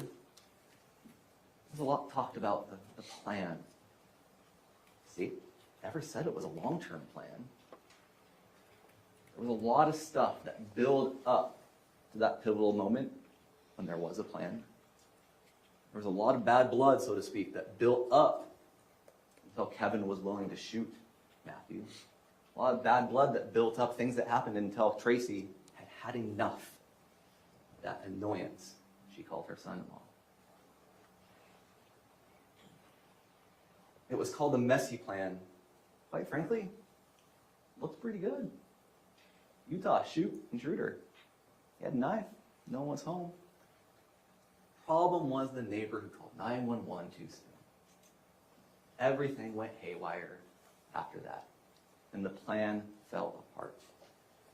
Not for that, we might not be sitting here today. So when we call it a messy plan, it doesn't mean it wasn't a plan. When we call it a failed plan, in the cover-up sense, it doesn't mean it wasn't a plan. And it doesn't even mean that we're saying that the entire family knew about this plan. That's not at all what we've said in this case. What we've said is that everything that got shared in the family was shared among the entire family, and that Tracey knows what to say to get the reaction she wants from her children. And that's what happened here. Without Tracey, this doesn't happen. Without Tracey, Kate didn't lure Matt to Utah. Without Tracey, Kevin did not lie in wait. Without Tracey, Tim would have been there to keep the peace. Without Tracey, Rory and Jake would have been home. Without Tracey, there would have been no gun. Without Tracey, there would have been no knife. Without Tracey, Matthew Restelli is alive. And to acknowledge this does not minimize Kevin or Kate's involvement in any way. You know, you want to talk about the cocaine? Fine, we can talk about the cocaine. Isn't it a reasonable inference that Kevin did cocaine so he had the nerves to do what his mother asked him?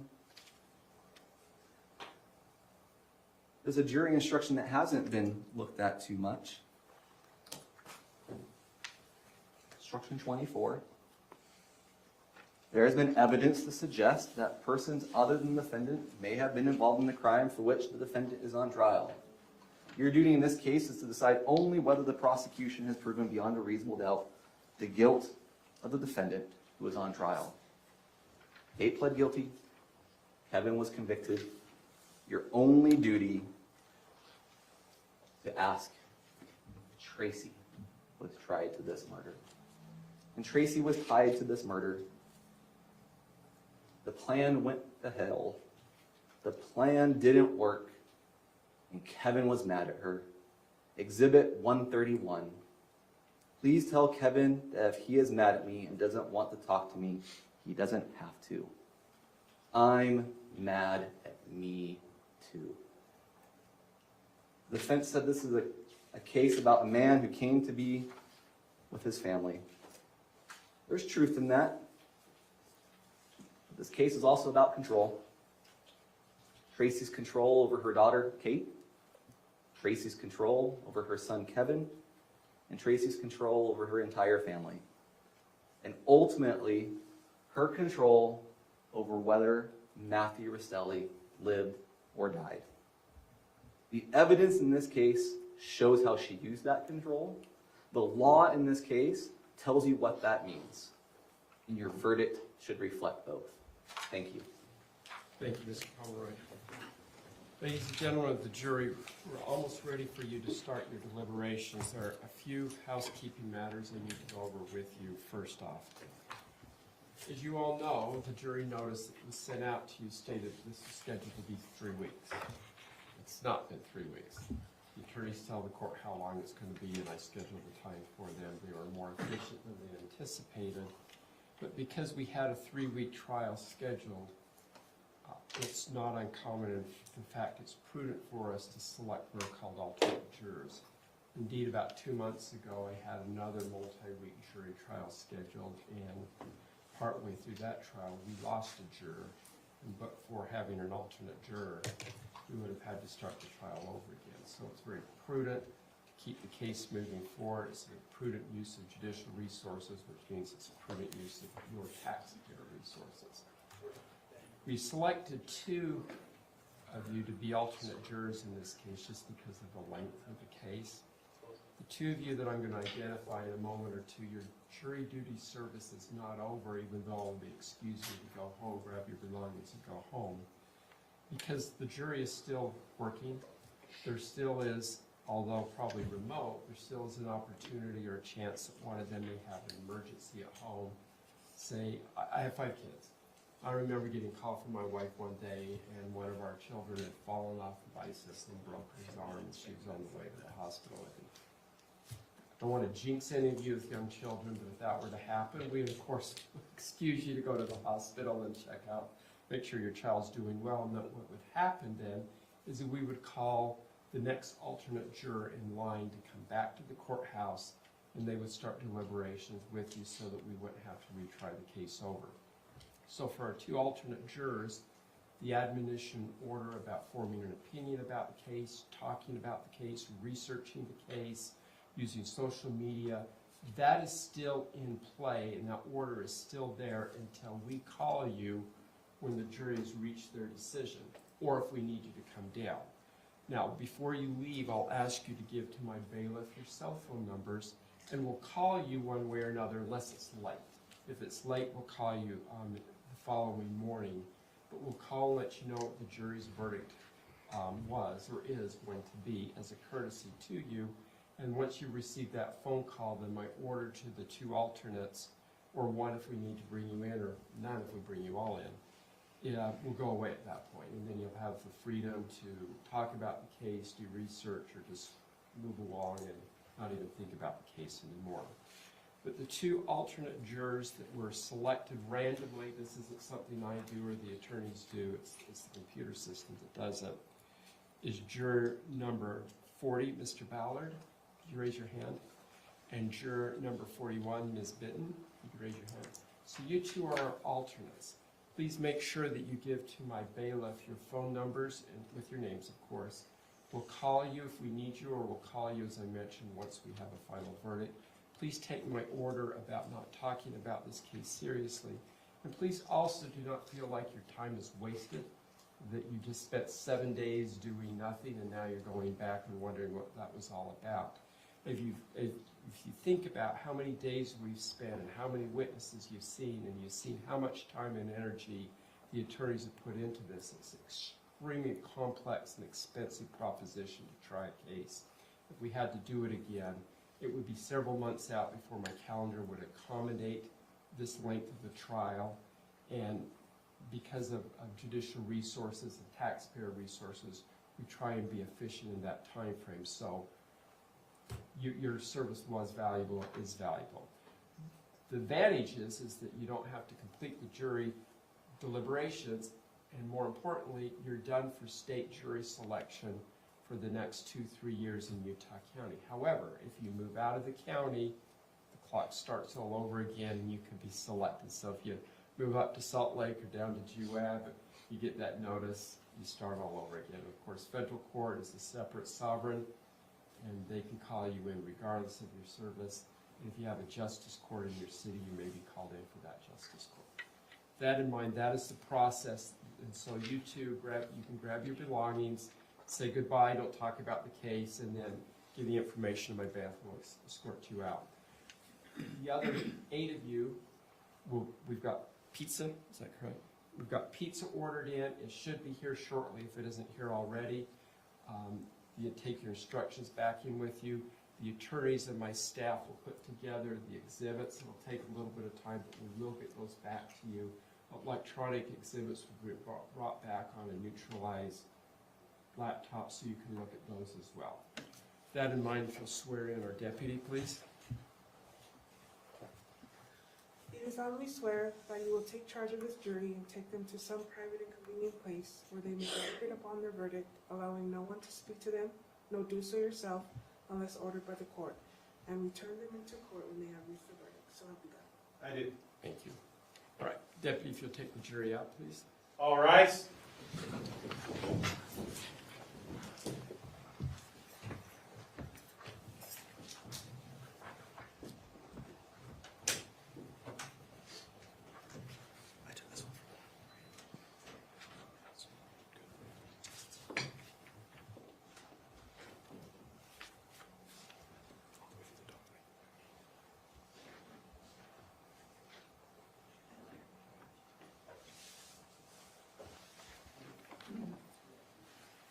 Please be seated.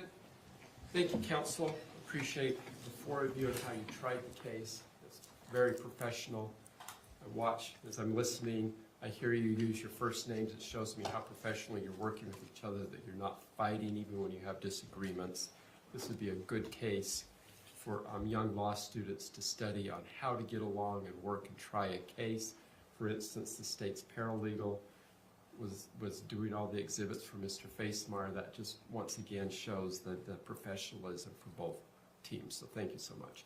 Anything for the state we need to put on the record?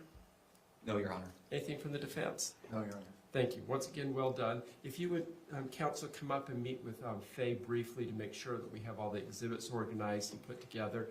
Also leave with us your best cell phone number and make sure you're no more than 15, 20 minutes out. If I do have a question from the jury and you're out at your office, Mr. Facemeyer, is your office in Provo? Freedom. Freedom? All right. We may just call you on the phone and get permission on the record that way, or if it's more complex, we may ask you to pop in. That in mind, then, thank you so much, counsel. We'll be in recess.